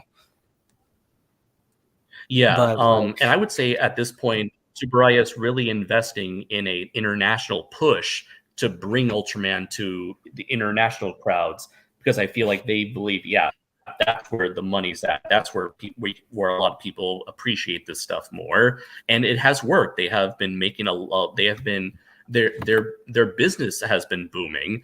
Meanwhile, stuff like Super Sentai has been declining year after year and has reached an all-time low, while Kamen Rider has been kind of stagnating for a while. It definitely says something. Was there anything else I want? Yeah, I could be in my 20s and I could actually see Ultraman ads on YouTube. I don't think there was ever a point in my life where I thought, the Absolute Conspiracy. Cool. There were times, I would get those small 5-second unskippable ads for for Absolute Conspiracy, and even the Ultra Fight stuff. Whenever those were getting released on YouTube, they were definitely paying to have their stuff be put out on YouTube to advertise to people. And even my friends were seeing it and were asking me what that was. So clearly the YouTube model they've been doing has been working. And I think also Ultraman just being a smaller scale production, with it being TV, just allows them to sort of skate by in a way that Godzilla does not, because it's a film franchise and you just put more money into like these singular big budget projects, which is why I would love to see like, I know like these concepts don't really apply to film, but like a indie or a double A kind of experience with Godzilla or kaiju in general with like something from A24 instead of like a blockbuster, because I don't think that the blockbuster and the Hollywood atmosphere is good for Godzilla's success, in my opinion. Would that be something like Colossal that came out a few years back? I think Colossal was a very niche thing as well. Colossal was a very niche thing, but the issue is that I don't think it balanced the monster action good enough with the story it was trying to tell. And the story it was trying to tell was also very niche, in my opinion. And yeah, it was more of just it was like a, what do you call it? It's a personal drama about is a personal drama abuse. Yeah, more than it was a monster movie. Exactly. I don't think a personal abuse drama film would even, and I think the film was okay at portraying that. I don't even think it was the best at doing that, but I think that that kind of story is still super niche, that putting it like a niche story idea in a niche genre does not a like wide audience get. And I think that it's good to sing Colossal's praises, but I also need to like, I feel like I'm obligated to say that I think that like a story like Colossal still has a long way from convincing a lot of people that this would be something to look at, because I don't think a lot of people are like thinking, oh, I like a domestic abuse story calls for me. I think like a character drama about people in a giant monster situation could work, because it's going to be a lot more general. We're dealing with more general concepts like family or loyalty, country, stuff like that is things people I think a lot more can understand. And I think Colossal just spoke to a very small minority of people who would be interested in seeing something like that in the giant monster sphere. It was definitely for the Indie Film Fest crowd, exactly, which is where this movie originated from. And the director, what's his name, Nacho Vigalondo or something like that. What's that? I'll look it up for you. Colossal. Thank you. I know that he was also definitely like an indie film fest kind of guy, like a Sundance Film Fest kind of person. I want to add. Thank you very much. I want to add one more thing. When it comes to kaiju media, you mentioned that Ultraman itself has kind of like, we haven't had a pure kaiju thing from Ultraman, and I believe the last time we had something that was purely about Ultra Kaiju was the series Ultra Galaxy. We had what's it called?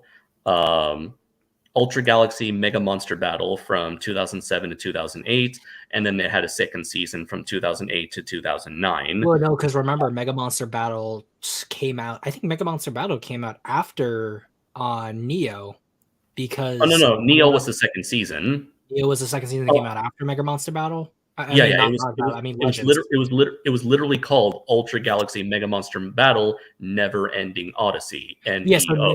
What I'm asking is that so Neo came out after Legends? No. Ultra Galaxy Legend, the movie, that was the cap for. Yeah, that's what I'm saying. That's what I'm saying. Sorry, I kept on saying Mega Monster Battle when I meant to say Legends. Yeah, Legends. Right. Legend was the 2009 movie that ended, put an end to that part of the franchise and introduced Ultraman Zero, and then from there on out, it was just the superhero drama show. Exactly. Yeah, it was the Zero show for a while up until Mega Monster Battle. We never saw like Zero dominated the franchise for a while because we got all the Zero movies. He kept on appearing in things. He was Z's mentor. Yeah, Z's mentor. He just keeps appearing in other Ultraman shows as a constant guest star. He also is like, he's also pretty constant in like all of the new series that have been coming out on Netflix too. Not Netflix. Sorry, YouTube. Yeah. Yeah. So yeah, kaiju stuff, super niche in Japan, and that's definitely has been motivating Toho's direction with their recent Godzilla projects. Their attempt is to make Godzilla projects that appeal to non-Godzilla fans, because they know that there are no Godzilla fans. I know it's a hyperbole. That statement is a hyperbole, but it's basically the truth. There are no Godzilla fans in Japan, so what they're trying to do is trying to make new Godzilla fans by making projects that can appeal to the non-fans and turn them into fans. And how do they do that? By doing stuff, very experimental stuff, putting Godzilla, the franchise, in the hands of auteurs like Hideaki Anno, or what was his name? Gen Urobuchi? Gen Urobuchi. Or I forgot the writer of Singular Point. I should know this because I've seen all of Matt Burkett's videos. But a lot of these people with very unique visions to make very, very different versions of Godzilla, and a lot of these versions tend to lack a lot of what most Godzilla fans tend to expect from the franchise. For a lot of fans, the main draw for Godzilla are big monster battles, but Toho believes that big monster battles are not what Japan is interested in. And to be honest, I agree with them. Japan, again, look at the Millennium series. Japan gave no fucks when it came to Final Wars, which was all big, just monster fight after monster fight. So it's like, let's do a political drama with Shin Godzilla. Let's do a sci-fi drama with the anime trilogy. Let's make a apocalyptic disaster series with Singular Point. So each version kind of like steers away from the traditional elements of Godzilla in the hopes of throwing stuff. Yeah, they're essentially throwing stuff at everything at the wall and seeing what sticks. And you're saying basically they're throwing stuff they're throwing bait into the water to see what fans are going to draw to. Yeah. No, the other thing also is that non-fans will bite. It's also interesting to note that we see Shin Godzilla has definitely been the bait that's kind of stuck, because we've seen now 2 Godzillas that have had evolutions, but we're also kind of seeing that they definitely want to stick closer to a traditional Godzilla, with Shin, Earth, and Ultima all kind of drawing very close to Godzilla. Like they've definitely run the conservative line. I would say they're trying to mix all of it together. I'm also thinking that they really want to avoid giving Godzilla any sort of personality whatsoever by having Shin, Ultima, and Earth all having this sort of like a giant, omnipotent, mysterious monolith of a being. Yeah. So we do that. No animalistic qualities. It's kind of like, how do you give kind of Godzilla personality? Because like if you look at the MonsterVerse, where that famous scene of Godzilla like laughing, if anything, that became like a fan favorite scene. Everybody memes it. Everybody like puts clips on it and everything and stuff like that. Make T-shirts about it. It's like, how do you make Godzilla show emotion, but you still keep that godlike presence in him? And again, that's kind of like the hardest thing. Like older versions of the Godzilla, the Showa, Heisei, Millennium, they've all had their little personality quirks. But again, Toho is afraid of that. They think that that's like poison to the Japanese crowd. So they're like, no personality. Yeah, because you gotta look at it from like you gotta look at it from like a parent standpoint, because you're like, parents are gonna be like, well, that's goofy, but kids are gonna laugh at it and be like, I love that. Give us more of it. Yeah, so they're trying to find like a balance between goofy, but that's not your aim. How does the personality aspect play into 98? I would say the personality definitely plays in the 98, and the fact that we essentially got an animal. We didn't really get like a character, but like also because 98 strayed so far design wise that we like definitely we see Godzillas with no personality, unlike, for example, Godzilla. But we see designs that a lot of people are more happy with. But then with 98, we can see a little bit more character, in the sense that like we can see more of what he's thinking to a degree. But the character is just not there. Like design, it seeks shelter, it seeks safety, it seeks a place to reproduce. It wishes to provide for its young. It is angry when it believes it finds the thing that murdered its babies. It feels fear when it runs away from helicopters. It definitely has like again very animalistic personality. These are all traits that you would see in a creature that is focused on survival, on thriving, on being able to eat and reproduce and to seek shelter. That's, I think, when we're talking about G98's personality, those are the aspects I think about. And I also think that, like, for example, that would work for a monster other than Godzilla. Like if we got a Godzilla like Ultra Q series where we got a monster every episode, that would be very good for a monster for one episode. but for like a character like Godzilla, it would not be something a lot of people would want to see for a lot of films. And that is why, like, the more curious, inquisitive, more dog-like Godzilla in GTS worked so well, because he's more of I a feel pet like rather than just like a wild animal. honestly, I feel like the reason why the series worked so well is because they gave it like a balance. You got a human story the next with characters you actually like and care about, but when you want the action to really draw people in, you brought in Godzilla. Because there's some episodes where you see Godzilla literally at the end that's mostly focused on humans. For like where the movie you can't really focus on character development all the way through because you have to splice in Godzilla action to keep the Godzilla fans like, hey, I want to see Godzilla, let's bring on Godzilla. So it's like in a series you kind of can do a balance between that because you have one episode humans, the next one Godzilla, and you I can would kind of argue that's the rank only it. difference between G98 and Junior when it comes to Yeah, personality. But the issue is that with G98, you're worrying about young and escape and survival. With Junior, you're getting more of a weapon sort of pet. Essentially, I would say this is also kind of adds to it. Junior's essentially like he's a giant Pokemon essentially, except he just doesn't say his name every 5 seconds. But like, or it doesn't go into a ball. but essentially he doesn't go into a ball, but like there are points where like he'll be at his own little lair and like only until they need him he'll come out to fight. But like, But he more so acts of his own accord. Sometimes he just runs off to fight another monster. well, yeah, but there are, if we're gonna be specific about Pokemon, there are Pokemon that have done that. That I mean, Ash's Charizard was kind of famous for doing that. So, and that character kept on appearing throughout other seasons of Pokemon. So I think it goes without saying that people do like the aspect of people having essentially a trainable monster. But like I think that to a degree it can maybe work for Godzilla, but not necessarily. It's just that you gotta find the right balance of how to work Godzilla as a character, but also keep what made Godzilla famous intact. It's like if you did like a MonsterVerse kind of series, you could before you continue, Andreas does say he's got to get going.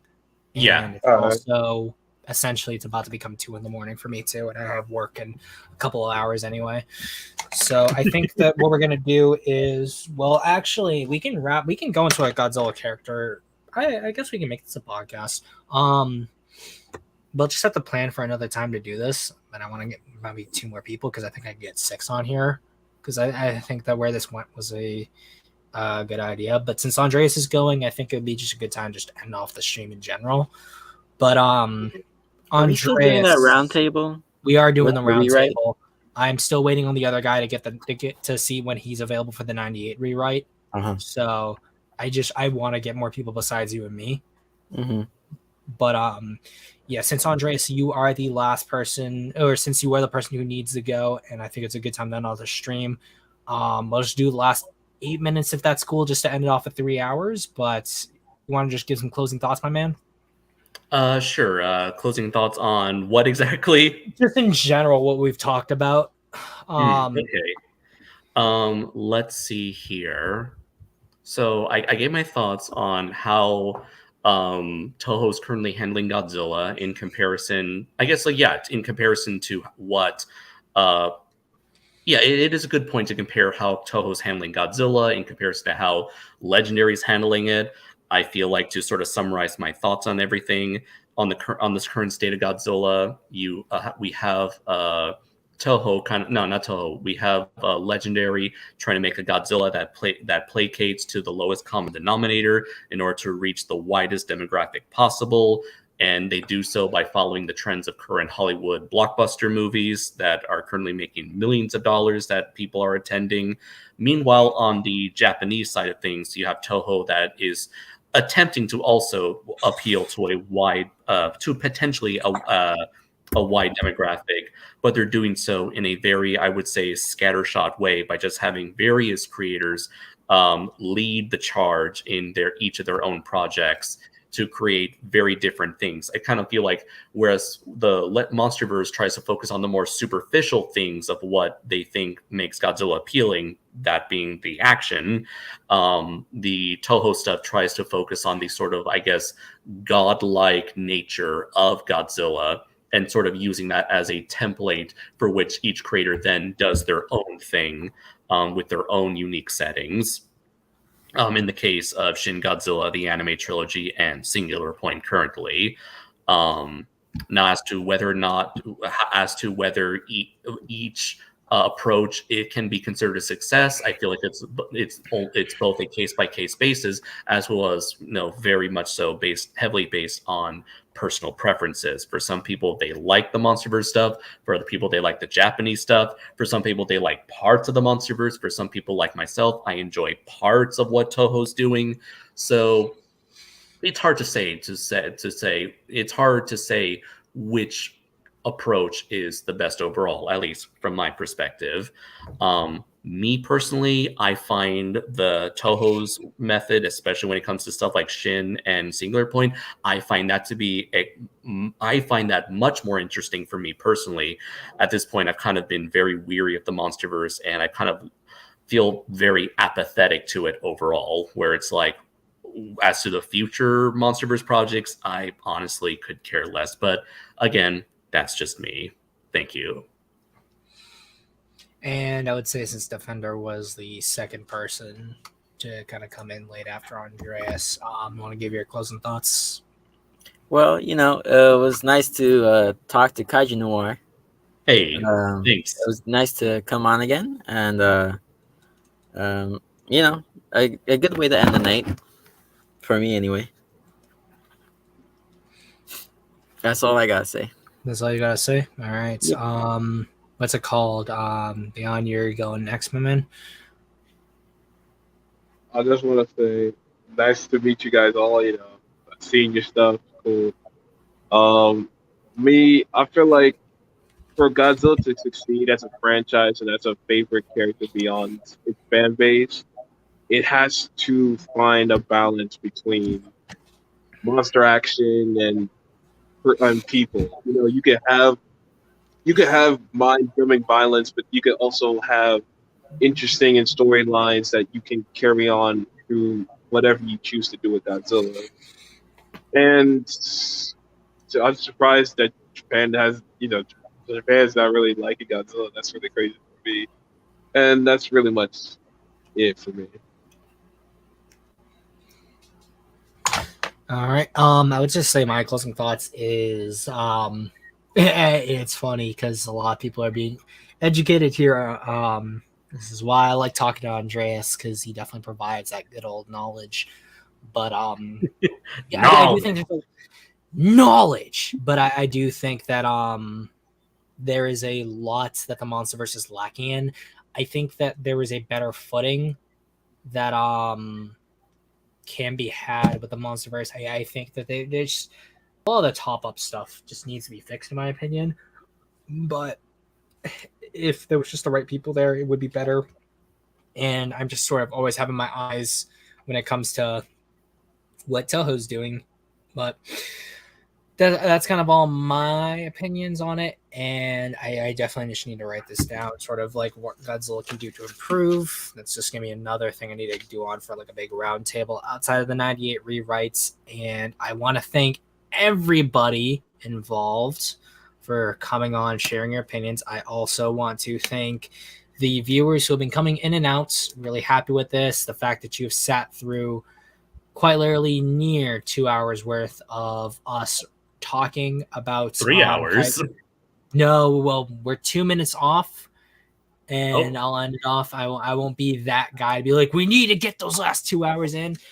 Your times are all important, and right now it literally once it's 2, I have work in 5 hours. Well, you know what? I know what can fill out those last 2 minutes. Well, we'll fill out those last 2 minutes. Well, it involves a little shilling. Which I will only do if you allow me to. Let me see. What I'm just gonna do is I'm gonna remove all of y'all, including myself. Let's do some shelling real quick. Okay, Round so four. if you are interested, you can check out my indie comic, Primal Warrior Dracul. If you like stuff like Pacific Rim or Godzilla or Power Rangers or Ultraman, then I guarantee you will enjoy my indie comic. Again, that is Primal Warrior Draco Azul, issues 1, 2, and 3 available on Amazon, Comixology, and Kindle, both in physical and digital editions. And for all the latest news on my comic and all other related projects, you can follow me at Facebook at Primal Warrior Draco Azul, on Twitter at PW_Draco Azul, and on both Instagram and YouTube under Kaij Noir. Thank you very much, Zim. And also, if you're looking for more Draco Azul material, reading material, you can check out my anthology book from Wild Hunt Press. That is Primal Warrior Draco Azul Full Metal Chronicles, which is a collection of short stories written by yours truly, including a bonus giant robot story called Bravura, the Wandering Soldier, which you can find this character over in the next installment of Matthew Denian's kaiju thriller series, Atomic Rex. In the 5th installment, Atomic Rex Ballad of Bravura. It's essentially a post-apocalyptic Godzilla versus Gundam-esque story coming to you soon from Separate Press. And also, finally, you can find me over at the following conventions. From June 24th to the 26th, I'll be in Charlotte, North Carolina at Heroes Con. In July, you will find me in Chicago, Illinois at G-Fest from July 15th to the 17th. And finally, you will find me at All Monsters Attack, which will be in Indianapolis from September 9th to the 11th, where I'll be selling my books, I'll be selling my comics, and you will also find my upcoming Draco Azul keychain figurines, as well as a Draco Azul action figure from Hop Toys. Thank you very much. Of course, I don't usually do a whole ton of shilling because I'm not a simp, but we've gone over the 3-hour mark, and I think that because I will do some more shilling. Theon, you were the one other guy who came up kind of last after me. Anything you want to shill for projects you're working on, or no?